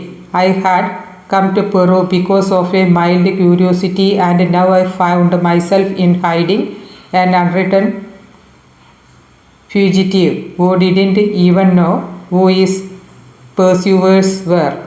And the strangest thing of all was that at this moment, instead of being terrified, totally panicked, I found myself in a state of excitement. I should have been summoning all my wits and instincts to find a way home. But what I really wanted to do was to go with Will into what would undoubtedly be more danger. As I considered my option, I realized that in reality I had no choices. The second insight had entered my possibility of going back to my old preoccupations. If I was going to stay aware, I had to go forward. I plan to spend the night, Will said, so you will have until tomorrow morning to decide. I have already decided, I told him. I want to go. Part 3. A matter of energy. We rose at dawn and drove east all morning in virtual silence. Early on, Will had mentioned that we would drive straight across the Andes into what he called the High Selva, an area consisting of forest-covered foothills and plateaus. But he had said little else. I had asked him several questions about his background and about our destination, but he had politely put me off, indicating he wanted to concentrate on driving. Finally, I had stopped talking altogether and had focused instead on the scenery. The views from the mountain peaks were staggering. About noon, when we had reached the last of the towering ridges, we stopped at an overlook to eat a lunch of sandwiches in the jeep and to gaze out at the wide, barren valley ahead. On the other side of the valley were smaller foothills, green with plant life. As we ate, Will said we would spend the night at the Vicente Lodge. an old 19th century estate which formerly belonged to Spanish Catholic Church. Vicente was now owned by a friend of his, he explained, and was operated as a resort specializing in business and scientific conferences. With only that brief explanation, we departed and rode silently again. An hour later, we arrived at Vicente, entering the property through a large iron and stone gate and proceeding northeast up a narrow gravel drive. Once more, I asked a few probing questions concerning Vicente and why we were here, but as he had done earlier, Will brushed aside my enquiries. Only this time, he suggested outright that I focus on the landscape. Immediately, the beauty of Vicente touches me. We were surrounded by colorful pastures and orchards, and the grass seemed unusually green and healthy. It grew thickly even under the giant oaks that rose up every 100 feet or so throughout the pastures. Something about this huge tree seemed incredibly attractive, but I couldn't quite grasp what. After about a mile, the road bent east and up a slight rise. At the top of the knoll was the lodge, a large Spanish-style building constructed of horn, timbers and grey stone. The structure appeared to contain at least 50 rooms, and a large screened porch covered the entire south wall. The yard around the lodge was marked by more gigantic oaks and containing beds of exotic plants and walkways trimmed with dazzling flowers and ferns. Groups of people talked idly on the porch and among the trees. As we got out of the vehicle, Will lingered a moment and gazed out at the view. Beyond the lodge, to the east, the land sloped gradually downward, then flattened out into meadows and forests. Another range of foothills appeared bluish purple in the distance. I think I will go in and make sure they have rooms for us, Will said. Why don't you spend some time looking around? You are going to like this place. No kidding, I said. As he walked away, he turned and looked at me. Be sure to check out the research gardens. I will see you at dinner time. Will was obviously leaving me alone for some reason, but I didn't care why. I felt great and not the least bit apprehensive. Will had already told me that because of the substantial tourist dollar Vicente brought into this country, the government had always taken a hands-off approach to the place, even though the manuscript was often discussed here.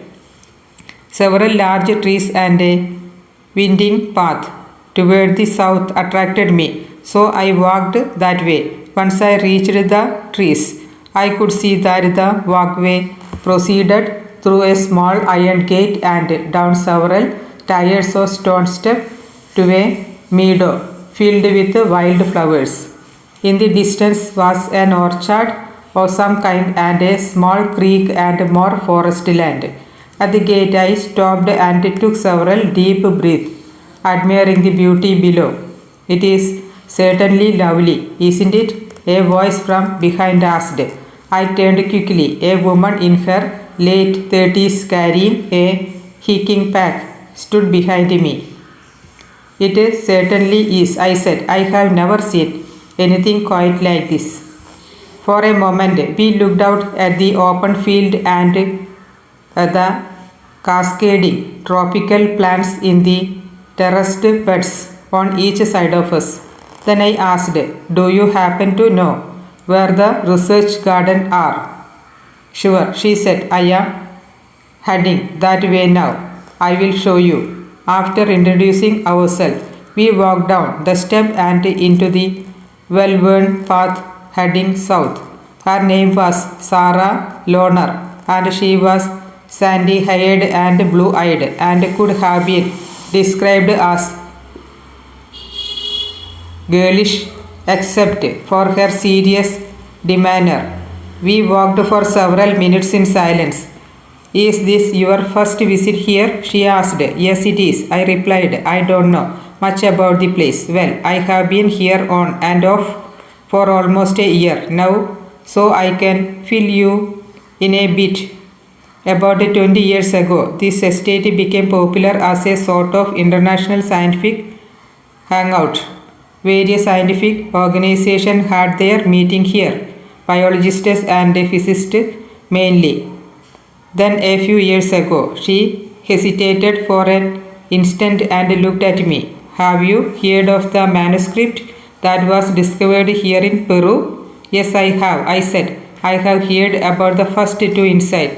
I wanted to tell her how fascinated I was with the document, but I held back, wondering whether to trust her completely. I thought maybe that was the case, she said. It looked as if you were picking up on the energy here. We were crossing a wooden bridge which traversed the creek. What energy? I asked. She stopped and leaned back against the railing of the bridge. Do you know anything about the third insight? Nothing.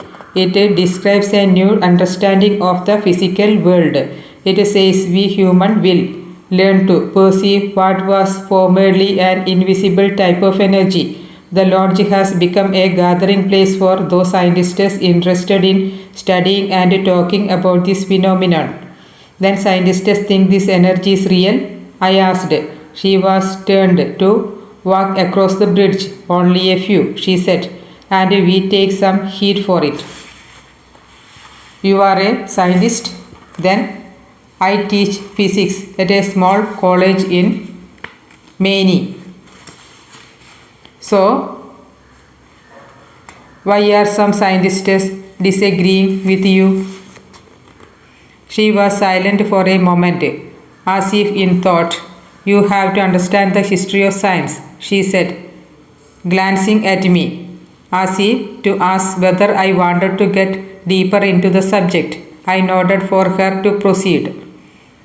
Think about the second insight for a moment. After the fall of the medieval worldview, we in the West suddenly became aware that we lived in a totally unknown universe.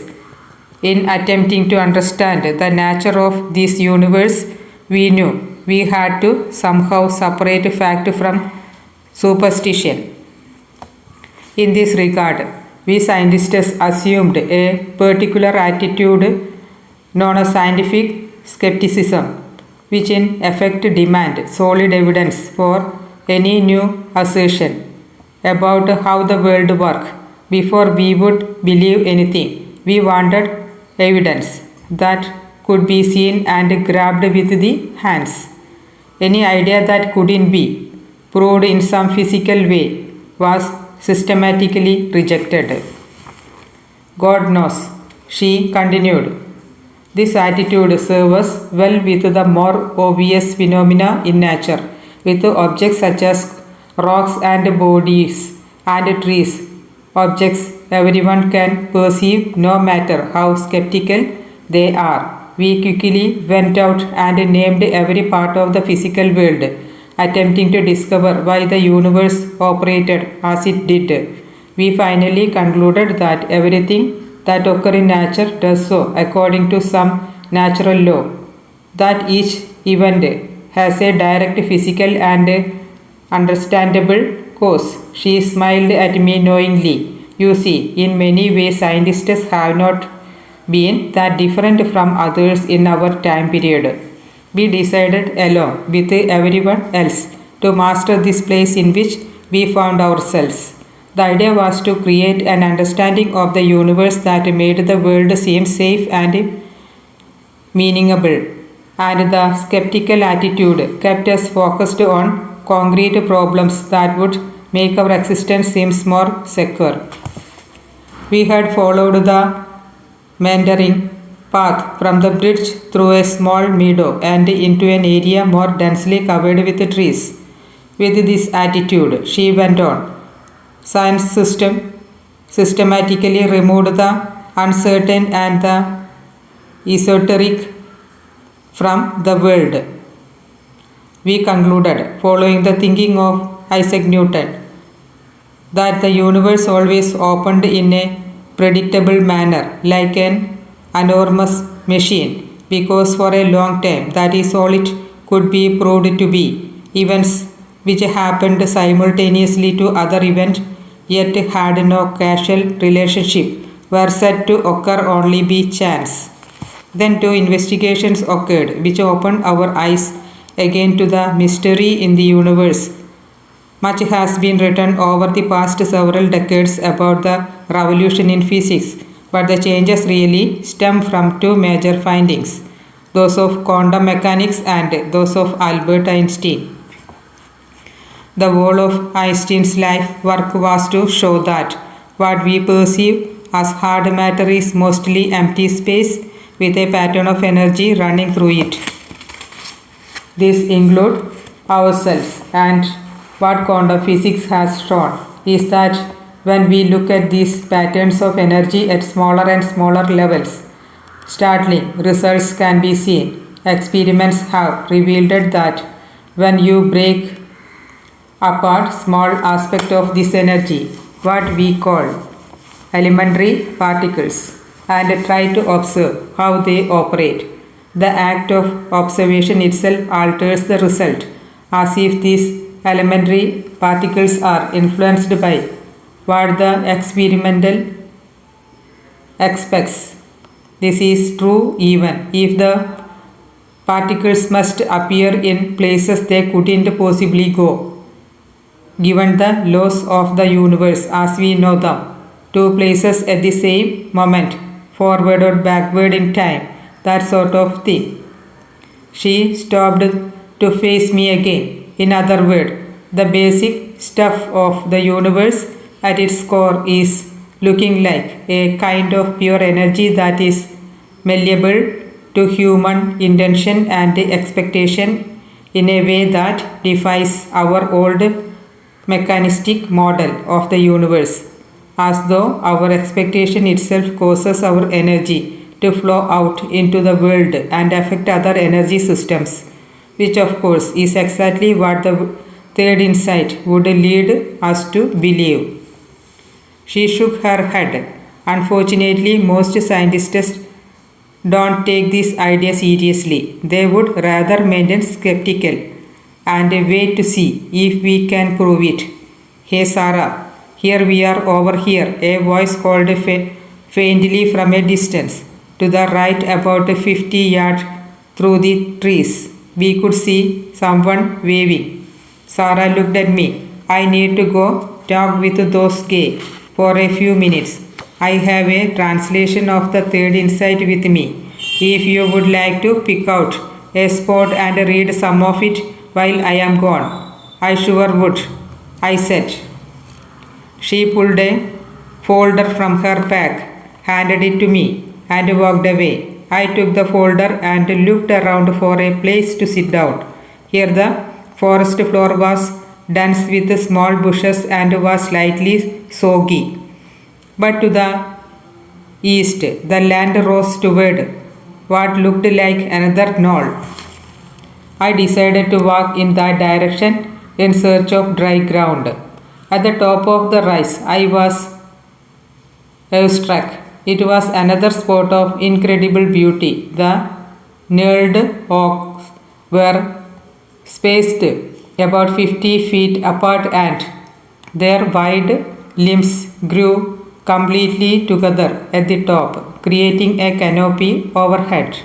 On the forest floor grew broad-leafed tropical plants which stood 4 or 5 feet high and had leaves up to 10 inches in width. These plants were interspersed with large ferns and bushes, lush with white flowers. I picked out a dry place and sat down. I could smell the musty odor of the leaves and the fragrance of the blossoms. I opened the folder and turned to the beginning of the translation. A brief introduction explained that the third insight brings a transformed understanding of the physical universe. Its words clearly echoed Sarah's summary. Sometime near the end of the second millennium, it predicted humans would discover a new energy which formed the basis of and radiated outward from all things, including ourselves. I pondered that idea for a moment, then read something that fascinated me. The manuscript said the human perception of this energy first began with the heightened sensitivity to beauty. As I thought about this, the sound of someone walking along the path below drew my attention. I saw Sarah at the exact moment she looked toward the knoll and potted me. "This place is great," she said when she reached me. "Have you come to the part about the perception of beauty yet?" "Yes," I said, "but I am not sure what that means." Further in the manuscript, she said, it goes into more detail, but I will explain it briefly. The perception of beauty is a kind of barometer, telling each of us how close we are to actually perceiving the energy. This is clear because once you observe this energy, you realize it is on the same continuum as beauty. "You sound like you see it," I said. She looked at me without the slightest self-consciousness. "Yes, I do. But the first thing I developed was a deeper appreciation of beauty." "But how does that work? Isn't beauty relative?" She shook her head. "The things that we perceive as beautiful may be different, but the actual character we ascribe to beautiful objects are similar. Think about it. When something strikes us as beautiful, it displays more presence and sharpness of shape and vividness of color, doesn't it? It stands out. It shines. It seems almost iridescent compared to the dullness of other objects less attractive." I nodded. "Look at this spot," she continued. "I know you are blown away by it because we all are. This place leaps out at you. The colors and shapes seem magnificent. Well, the very next level of perception is to see an energy field hovering about everything." I must have looked bewildered because she laughed, then said very seriously, "Perhaps we should walk on to the garden. They are about a half-mile further south. I think you will find them interesting." I thanked her for taking the time to explain the manuscript to me, a total stranger, and for showing me around Wissenden. She shrugged her shoulders. "You seem like a person friendly to what we are trying to do," she said, "and we all know we are involved in a public relation effort here. For this research to continue, we must get the word out in the United States and elsewhere. The local authorities don't seem to like us much." Suddenly a voice called out from behind, "Excuse me, please." We turned to see 3 men walking quickly up the path toward us. All appeared to be in their late 40s and were dressed in stylish clothes. "Would one of you tell me where the research garden are?" the taller of the 3 asked. "Could you tell me what your business here is?" Sarah asked in return. "My colleagues and I have permission from owner of this estate to examine the garden and to speak with someone about so-called research being conducted here. We are from the University of Peru." "Sounds as though you are not in agreement with our findings," Sarah said, smiling, obviously trying to lighten the situation. "Absolutely not," another of the men said. We think it is preposterous to claim that some mysterious energy can now be seen when it has never been observed before. Have you tried to see it? Sarah queried. The man ignored the question and asked again, "Can you direct us to the garden?" "Of course," Sarah said. "About 100 yards ahead you will see a path turning east. Take it and ahead, maybe a quarter of a mile, you will run into them." "Thank you," the tall man said as they hurried on their way. "You sent them in the wrong direction," I said. "Not really," she replied. "There are other gardens in that area, and the people there are more prepared to talk with these kind of skeptics. We get people like this through here occasionally, and not just scientists but curiosity seekers as well. People who can't begin to grasp what we are doing," which points out the problem that exists in scientific understanding. "What do you mean?" I said. As I said before, the old skeptical attitude was great when exploring the more visible and obvious phenomena in the universe, such as trees or sunshine or thunderstorms. But there is another group of observable phenomena, more subtle, that you can't study. In fact, you can't even tell they are there at all, unless you suspend or bracket your skepticism and try every way possible to perceive them. Once you can, then you return to your rigorous study." "Interesting," I said. Ahead the wood ended and could see dozens of cultivated plots, each one growing a different type plant. Most seemed to be food-bearing types, everything from bananas and spinach. At the eastern border of each crop was a wide gravel path which ran north to what appeared to be a public road.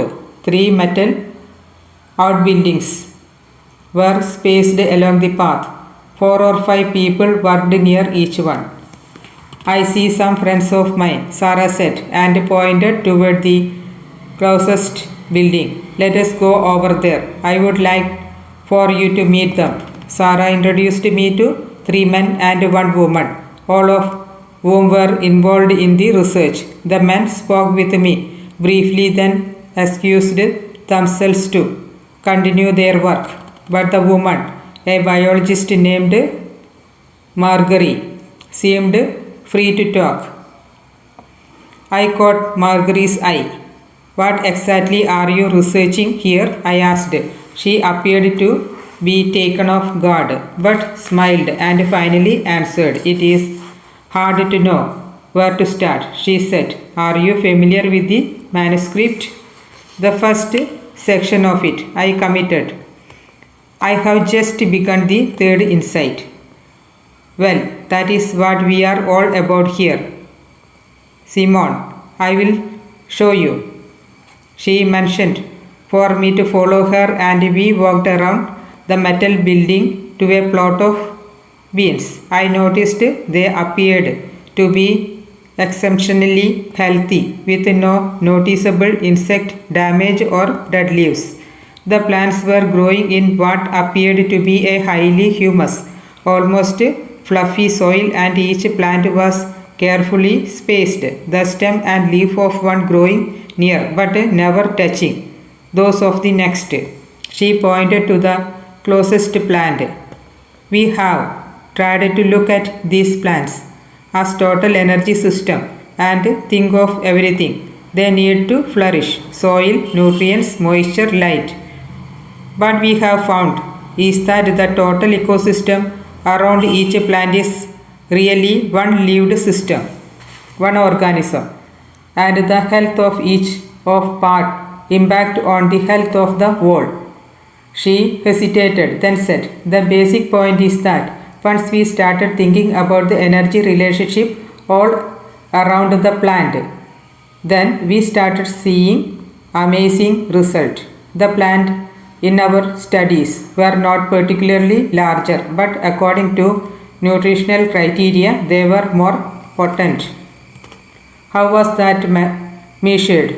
They contained more protein, carbohydrate, vitamins, and minerals. She looked at me expectantly.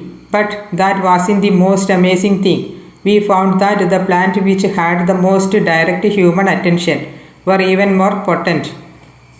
What kind of attention? I asked.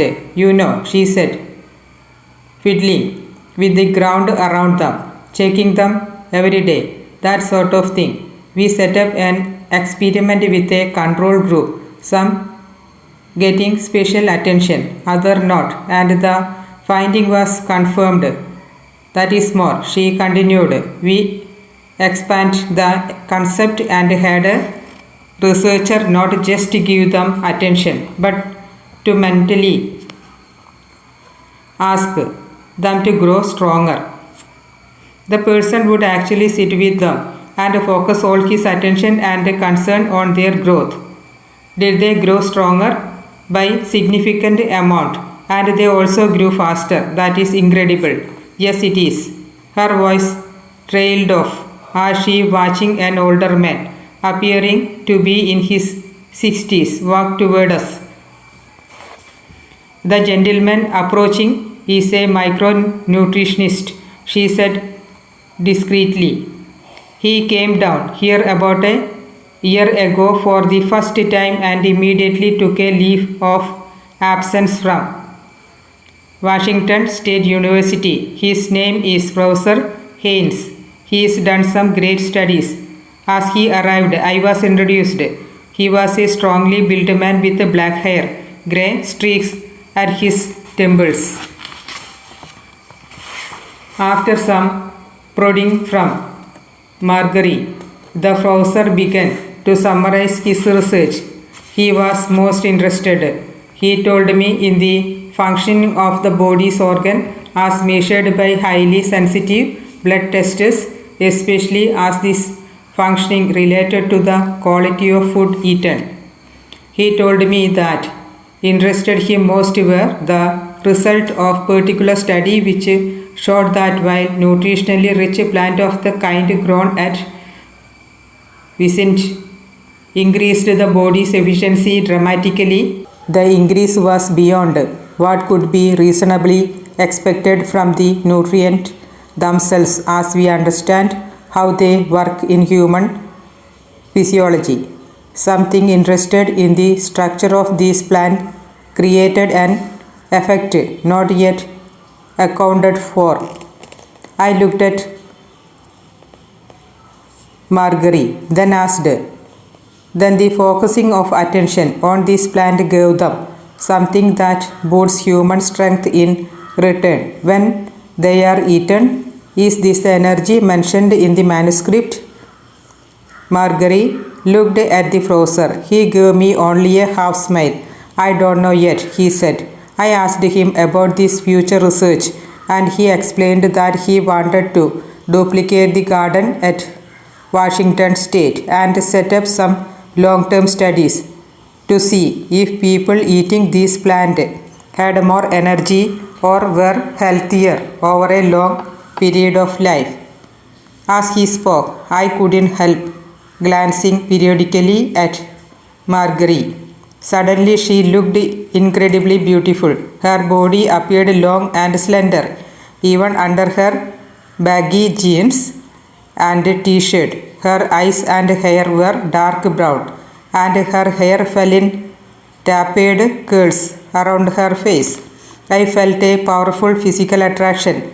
At the exact moment I became aware of this attraction, she turned her head, stared directly into my eyes, and backed away from me a step.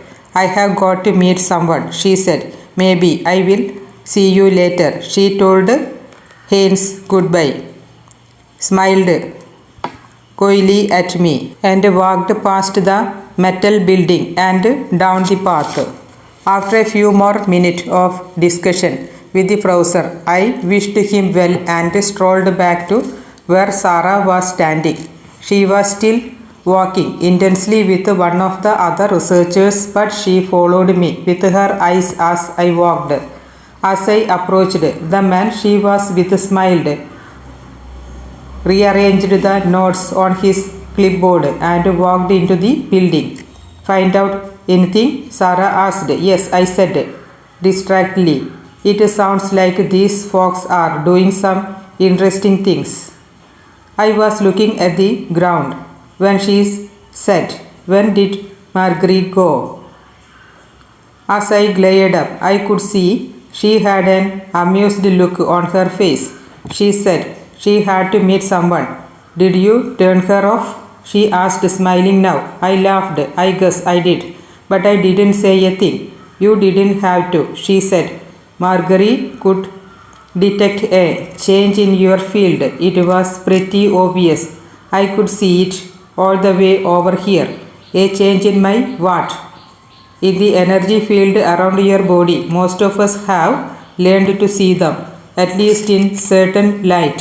When a person has sexual thoughts, the person's energy field sort of whirls around and actually propels out toward the person who is the object of the attraction.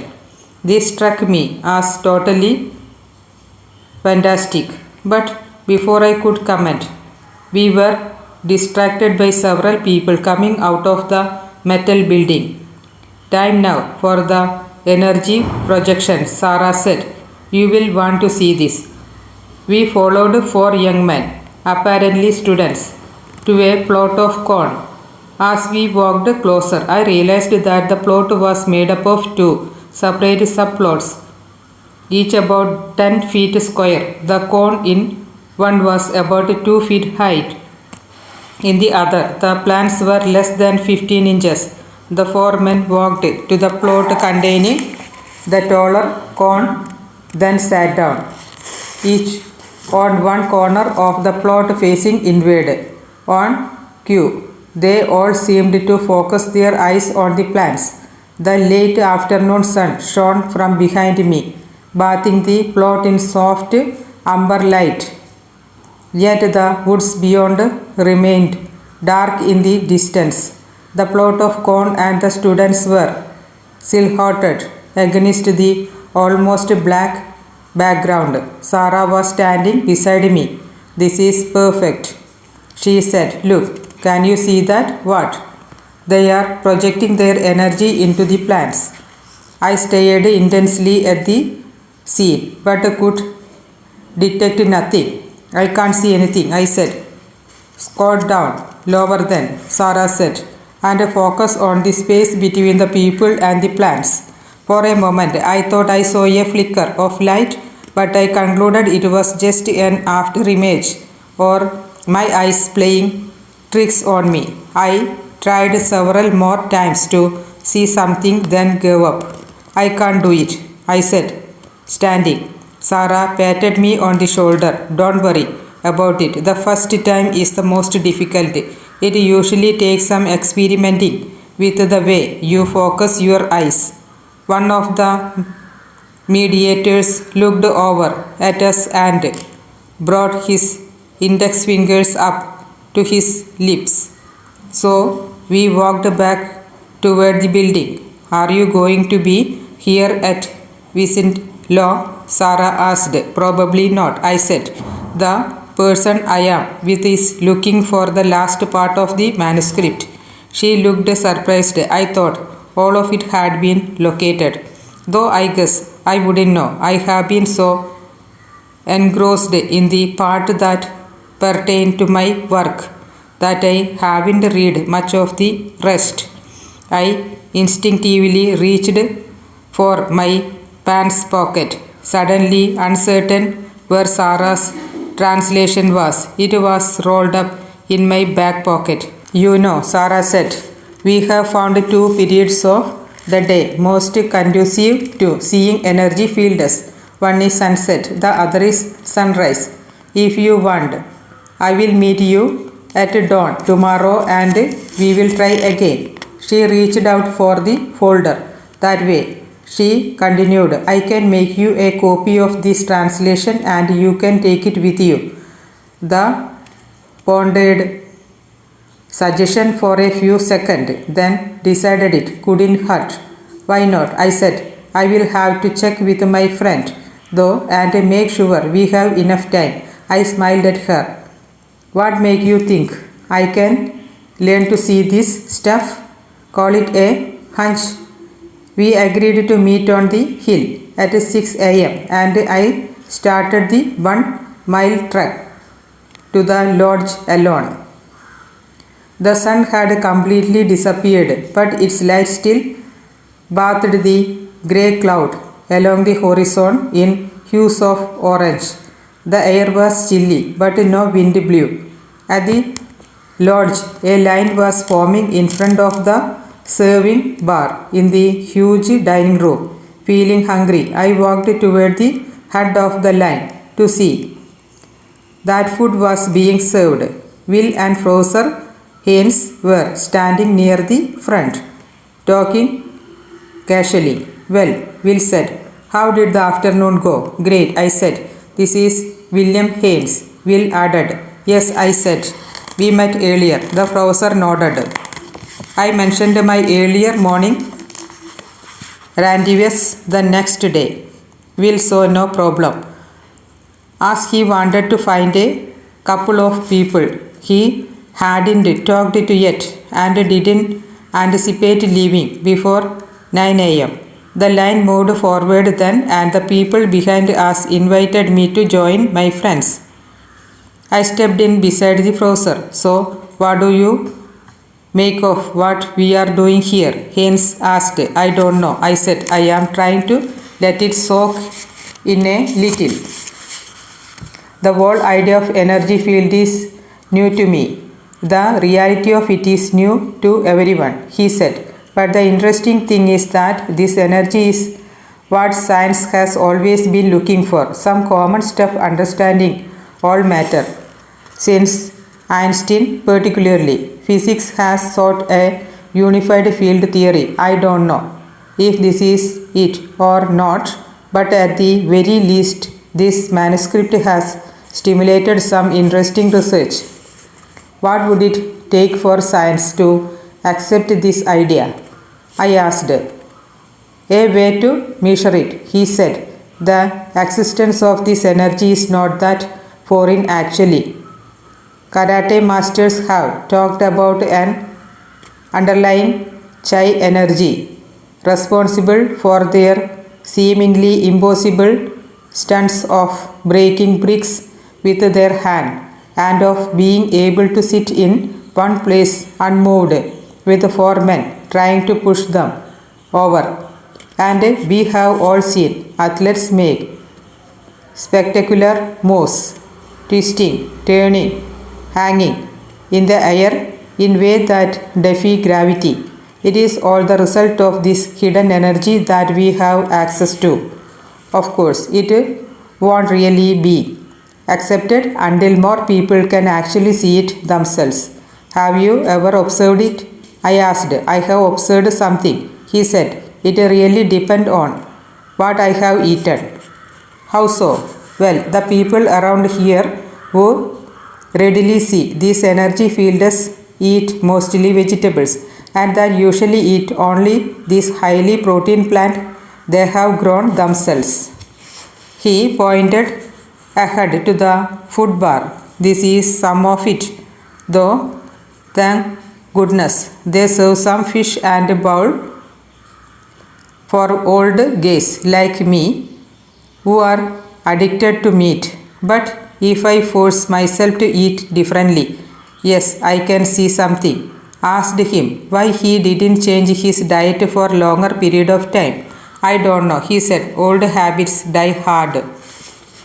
The line moved forward and ordered only vegetables. The three of us joined a large table of guests and talked casually for an hour. Then Will and I walked out to the jeep to remove our gear. Have you seen these energy fields? I asked. He smiled and nodded. My room is on the first floor, he said. Yours is on the third, room 306. You can pick your key up at the desk. The room had no phone, but a large attendant I saw in the hallway assured me someone would knock on my door at 5 a.m. sharp. I lay down and thought for a few minutes.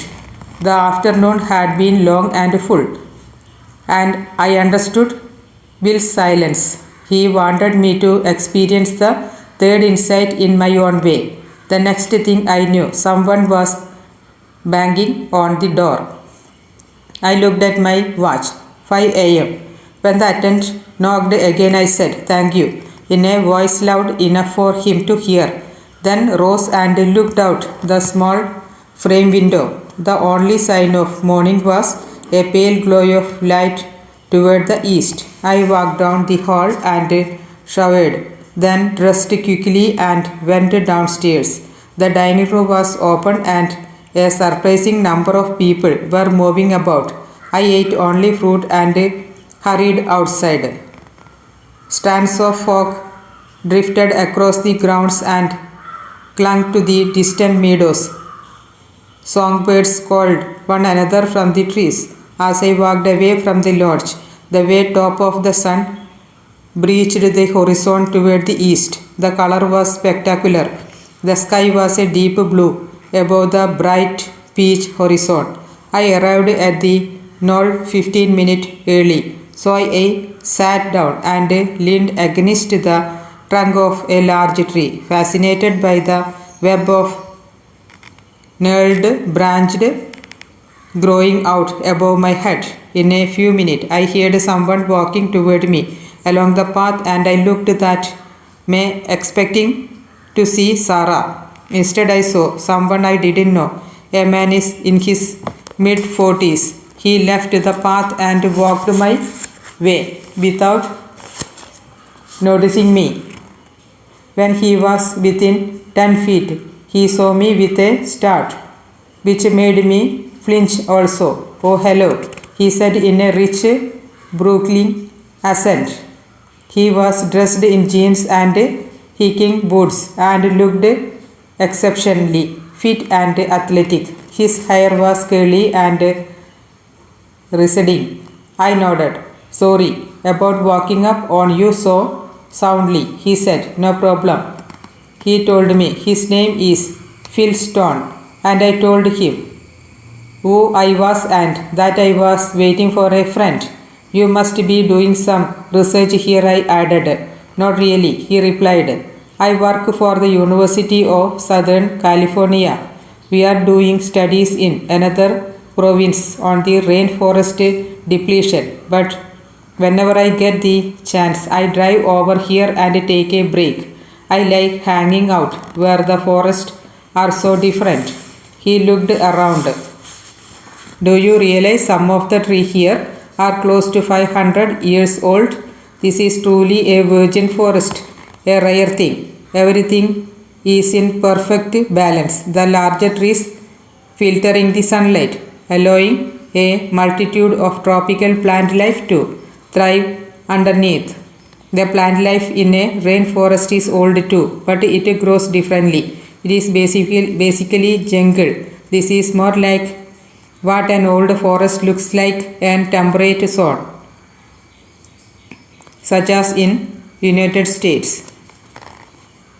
"I have never seen anything like this there," I said. "I know," he said. "Only a few remain. Most of the ones I know of were sold by the government to lumber industries, as though all they could see in a forest like this is what feet of lumber. Damn shame that anyone would mess with a place like this. Look at the energy." "You can see the energy here?" I asked. He looked at me closely, as though deciding whether to elaborate. "Yes, I can," he said finally. "Well, I haven't been able to," I said. "I tried yesterday when they were meditating with plants at the garden." "Oh, I couldn't see fields that large at first either," he said. "I had to start by looking at my fingers." "How do you mean?" "Let us move over there," he said, pointing to an area where the trees parted slightly and blue sky showed through overhead. "I will show you." When we arrived, he said, "Lean back and touch the tips of your index fingers together. Keep the blue sky in the background. Now separate the tip about an inch and look at the area directly between them. What do you see?" "Dust on the lens of my eyes." "Ignore that," he said. "Take your eyes out of focus a little and move the lips closer, then further apart." As he talked, I moved my fingers around, unsure what he meant by taking my eyes out of focus. I finally placed my gaze vaguely on the area between my fingers. Both fingertips went slightly blurry, and as this happened, I saw something like strands of smoke stretching below the tips. "Good grief," I said, and explained what I saw. That is it, he said. "Now just play with that a while." I touched all four fingers together, then my palms and forearm. In each case, I continued to see streaks of energy between the body parts. I dropped my arms and looked at Phil. "Oh, you want to see mine?" he asked.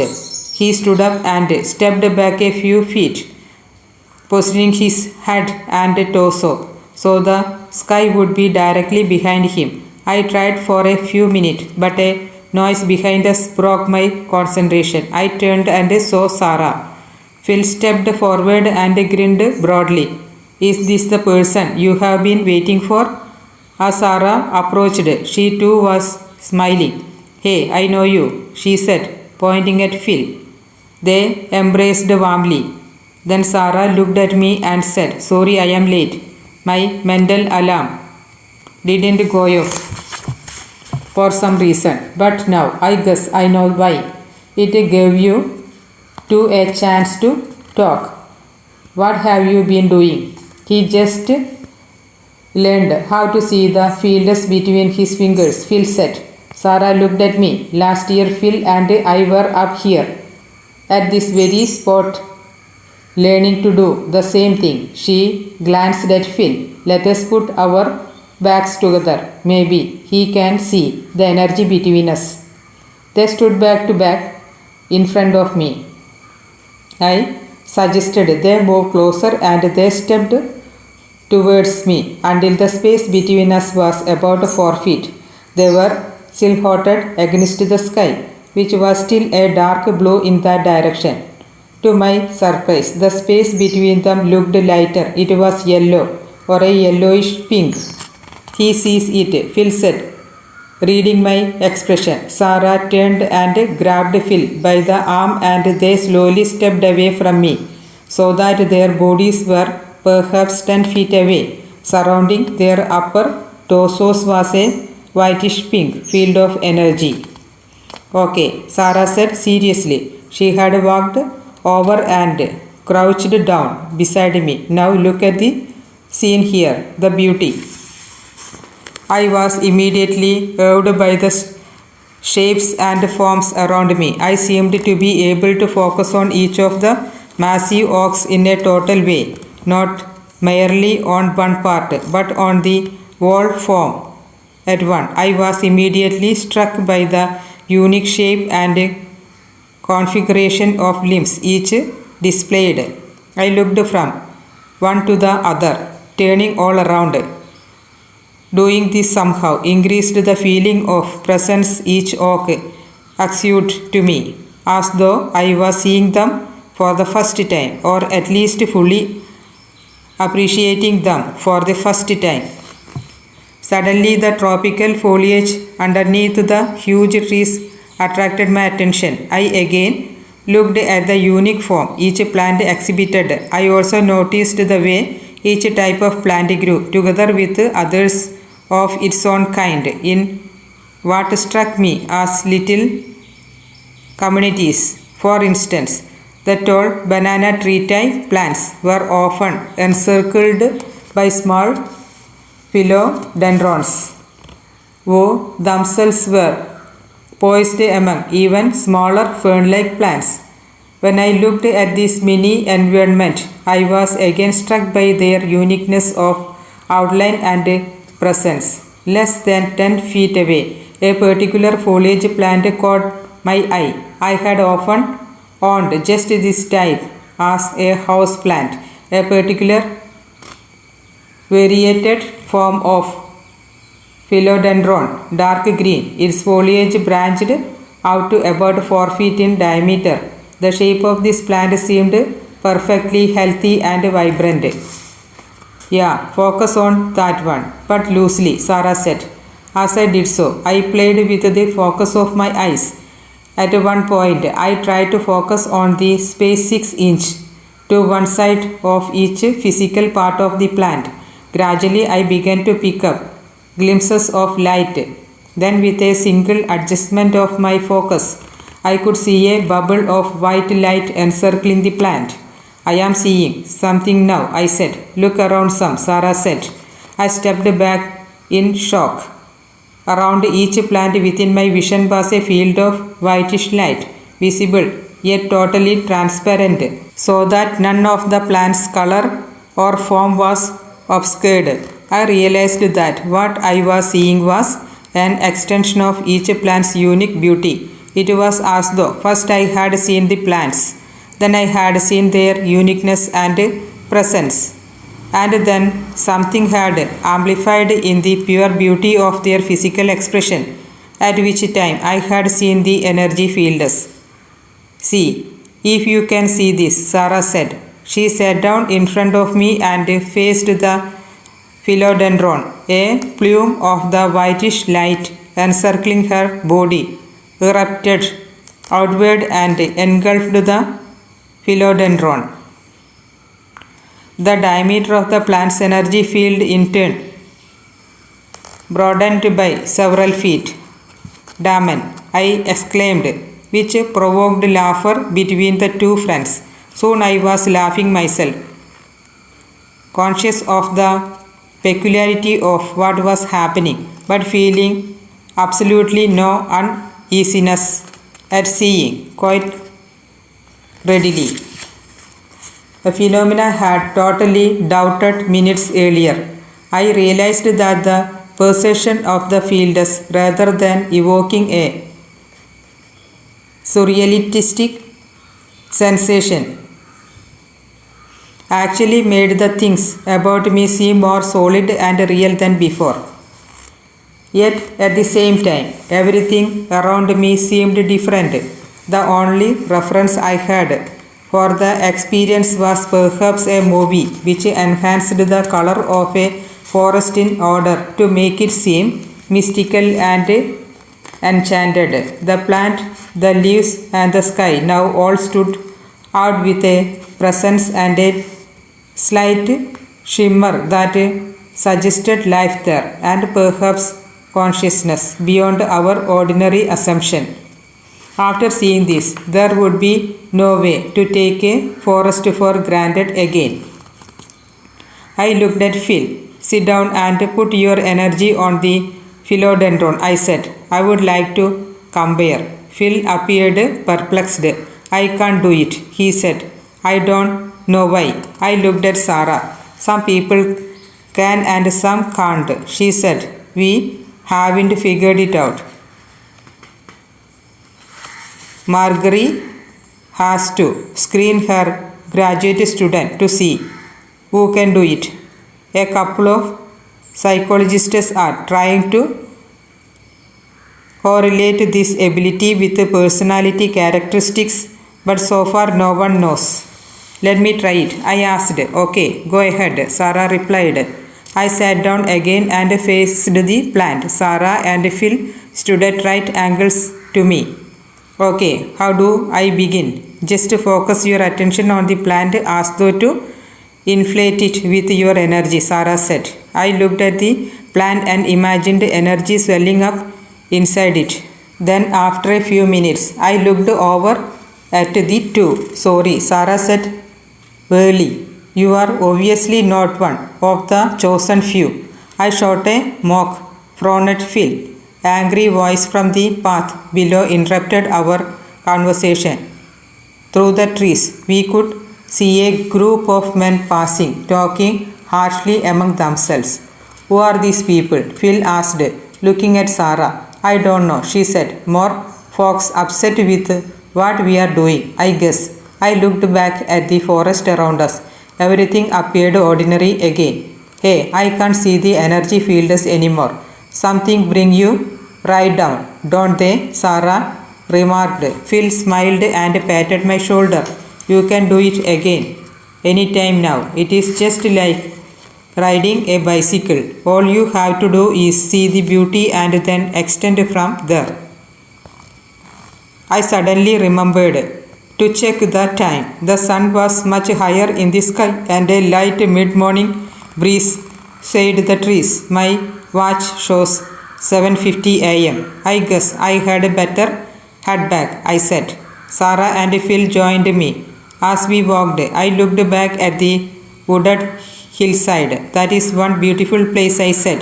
Too bad there aren't more places like this in the States.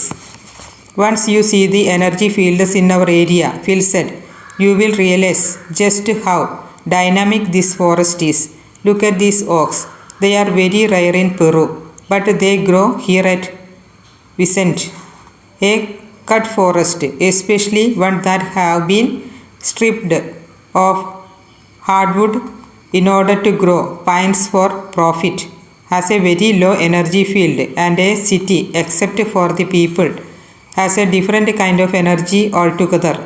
I tried to focus on the plant along the path, but the act of walking disrupted my concentration.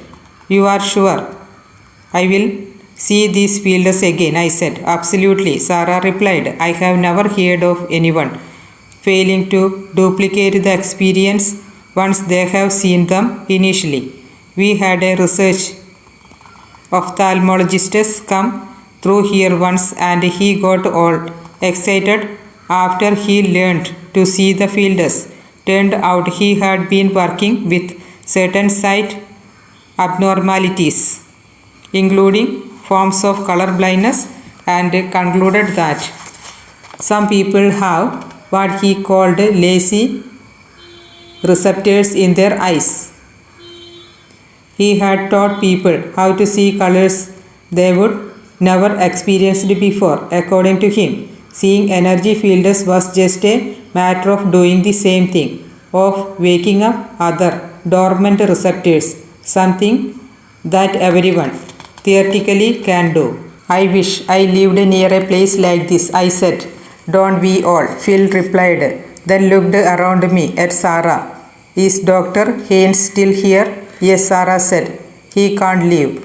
Phil looked at me. Now, there is a guy who is doing some interesting research on what this energy can do for you. Sarah, I said. I talked with him yesterday. The last time I was here, Phil continued, he was telling me about a study he would like to conduct in which he would look at the physical effect of merely being near certain high energy environment, such as that forest back there. He would use the same measurement of organ efficiency and output to see the effect. Well, I already know the effect, Sarah said. Whenever I drive into his estate, I begin to feel better. Everything is amplified. I seem stronger. I can think more clearly and quickly. And the insight I have into all this and how it relates to my work in physics is amazing. What are you working on? I asked. Do you remember me telling you about the perplexing experiments in particle physics during which these little bits of atoms appeared wherever the scientists expected them to be? Yes, well, I have tried to expand this idea a bit with some experiments of my own, not to solve the problems those guys were working on in subatomic particles, but to explore questions I told you about before.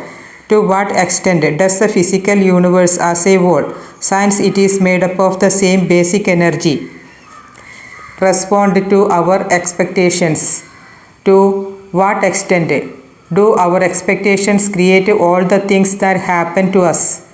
The coincidences, you mean? Yes, think of the events of your life. The old Newtonian idea is that everything happens by chance, that one can make a good decision and be prepared, but that every event has its own line of causation independent of our attitude.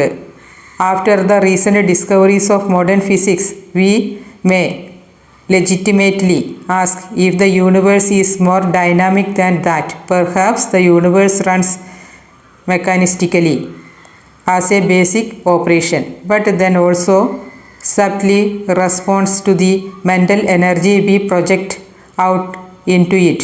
I mean, why not? If we can make plants grow faster, maybe we can make certain events come faster or slower, depends on how we think. Does the manuscript talk about any of this? Sarah smiled at me. Of course, that is where we are getting these ideas. She began to dig around in her pack as we walked, finally pulling out a folder. Here is your copy, she said. I glanced at it briefly and placed it in my pocket. We were crossing the bridge and I hesitated a moment, observing the color and form of the plants around me. I altered my focus and immediately saw the energy fields around everything is my view. Both Sarah and Phil had wide fields which seemed to be tinted yellow-green, though Sarah's field occasionally flashed with a pinkish color. Suddenly, they both stopped and looked intently up the trail. Ahead, about 50 feet, a man walked quickly towards us. A sensation of anxiety filled my stomach, but I was determined to maintain my view of the energy. As he approached, I recognized him. He was the tallest of the scientists from the University of Peru, who had asked for directions the day before. Around him, I could detect a layer of red. When he walked up to us, he turned to Sarah and said, "You are a scientist, aren't you?" "That is right," Sarah replied. "Then how can you tolerate this kind of science? I have seen these gardens and I can't believe the sloppiness. You people haven't controlled for anything. There could be many explanations for certain plants growing later and larger. Controlling for everything is impossible, sir. We are looking for general tendencies." I could detect an edge growing in Sarah's voice, but postulating some newly visible energy that underlies the chemistry of living things. That is assured. You have no proof. Proof is what we are looking for. But how can you postulate the existence of anything before you get some proof? The voices of both individuals sounded angry now, but I was only vaguely listening. What consumed my attention was the dynamics of their energy fields. When the discussion began, Phil and I had backed up a few feet, and Sarah and the taller man had squared off facing each other, with a distance of about 4 feet between them. Immediately, both their energy fields had seemed to grow more dense and excited somehow, as though from an inner vibration. As the conversation progressed, their fields began to intermingle. When one of them made a point, his field would create a movement which seemed to suck at the other's field with what appeared to be a kind of vacuum maneuver. But then, as the other person made his rebuttal, the energy would move back in his direction. In terms of the dynamics of energy fields, winning the point seemed to mean capturing part of the opponent's field and pulling it into oneself. Besides, Sarah was saying to the man, "We have observed the phenomena we are trying to understand." The man gave Sarah a disdainful look. "Then you are insane as well as incompetent," he said, and walked away. "You are a dinosaur," Sarah shouted, which made Phil and me laugh. Sarah, however, was still tense. These people can make me angry, Sarah said, as we resumed our walk along the path. Forget it, Phil said. These kind of people come around sometimes. But why so many? Sarah asked, and why right now? As we walked up to the lodge, I could see Will at the jeep. The doors of the vehicle were open and gear was spread out on top of the hood. He saw me immediately and mentioned for me to come over.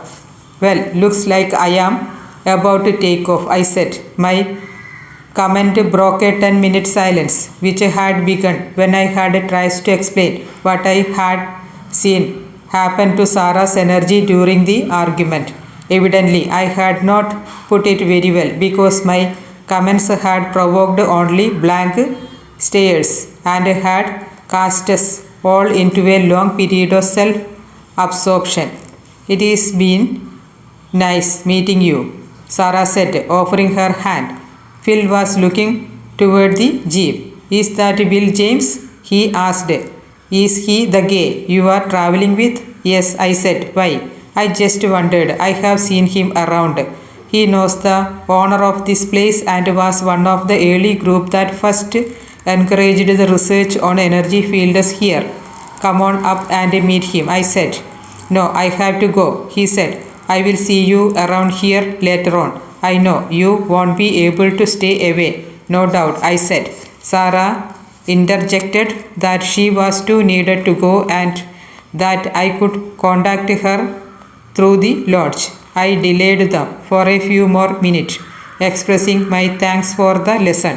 Sarah's expression grew serious, seeing the energy, grasping this new way of perceiving the physical world grows through a kind of contagion. We don't understand it, but when a person hangs out with others who see this energy, usually they begin to see it too. So, go show it to someone else. I nodded and then hurried up to the jeep. Will greeted me with a smile. Are you about ready? I asked. Almost, he said. How did the morning go? Interesting, I said. I have got a lot to talk to you about. You would better save it for now, he said. We need to get out of here. Things are looking unfriendly. I walked closer to him. What is going on? I asked. Nothing too serious, he said. I will explain later. Get your stuff. I walked into the lodge and picked up the few items I had left in my room. Will had told me earlier there would be no charge, courtesy of the owner, so I walked down to the desk and handed the clerk my key and walked back outside the jeep. Will was under the hood, checking something, and he slammed it closed as I walked up. Okay, he said, let us go. We drove out of the parking lot, then down the drive toward the main road. Several cars were leaving at the same time. So, what is happening? I asked Will.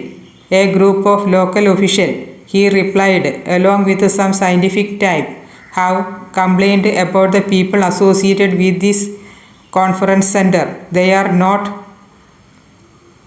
leaking that anything illegal is going on, just that some of the folk hanging around here may be what they call undesirable, not legitimate scientists. These officials could cause a lot of trouble and that could effectively put the lodge out of business. I looked at him blankly and he continued. You see, this lodge normally has several groups booked at any one time.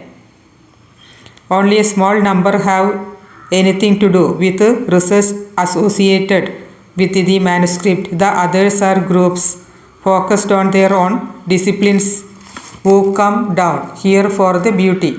If the official get too ugly and create a negative climate, these groups will stop meeting here. But I thought you said the local official wouldn't tamper with the tourist money coming into visit. I didn't think they would. Someone has them nervous about the manuscript. Did anyone at the gardens understand that was occurring? No, not really, I said. They were just wondering why all of a sudden more angry people were around.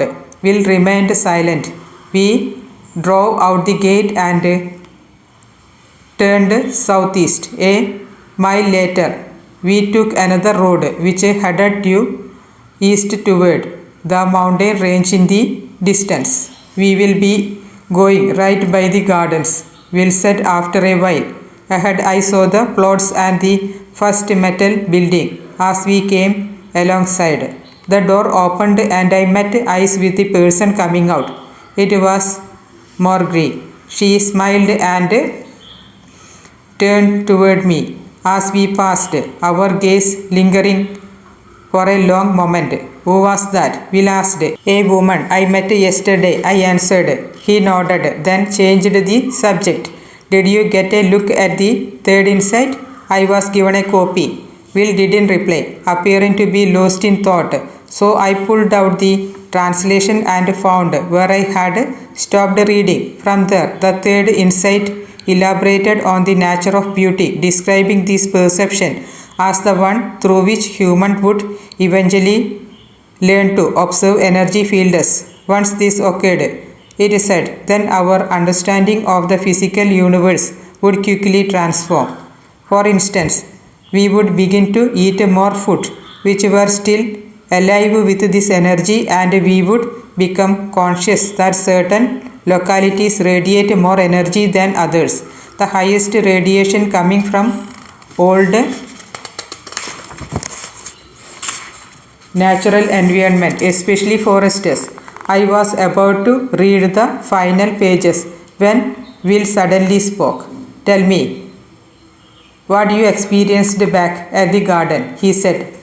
As best as I could, I related in detail the event of the 2 days, including the people I had met when I told him of the encounter with Margie. He looked at me and smiled. How much did you talk to these people about the other insight and how this insight related to what they are doing in the gardens? He asked.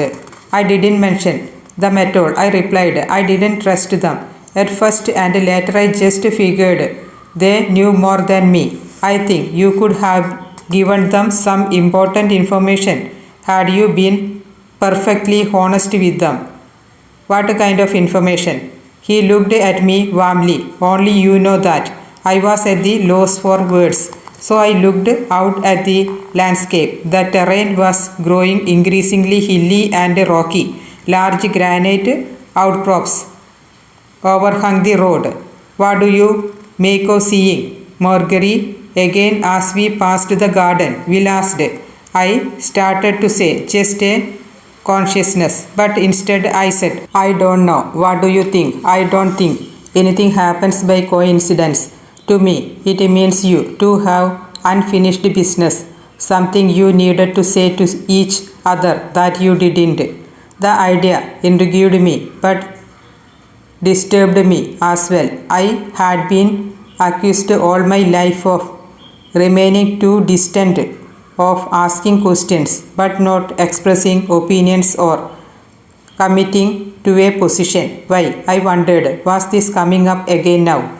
I also noticed that I was beginning to feel differently. At minutes, I had felt adventurous and competent, and now I was feeling what could only be called a growing depression mixed with anxiety. Now you have made me depressed, I said.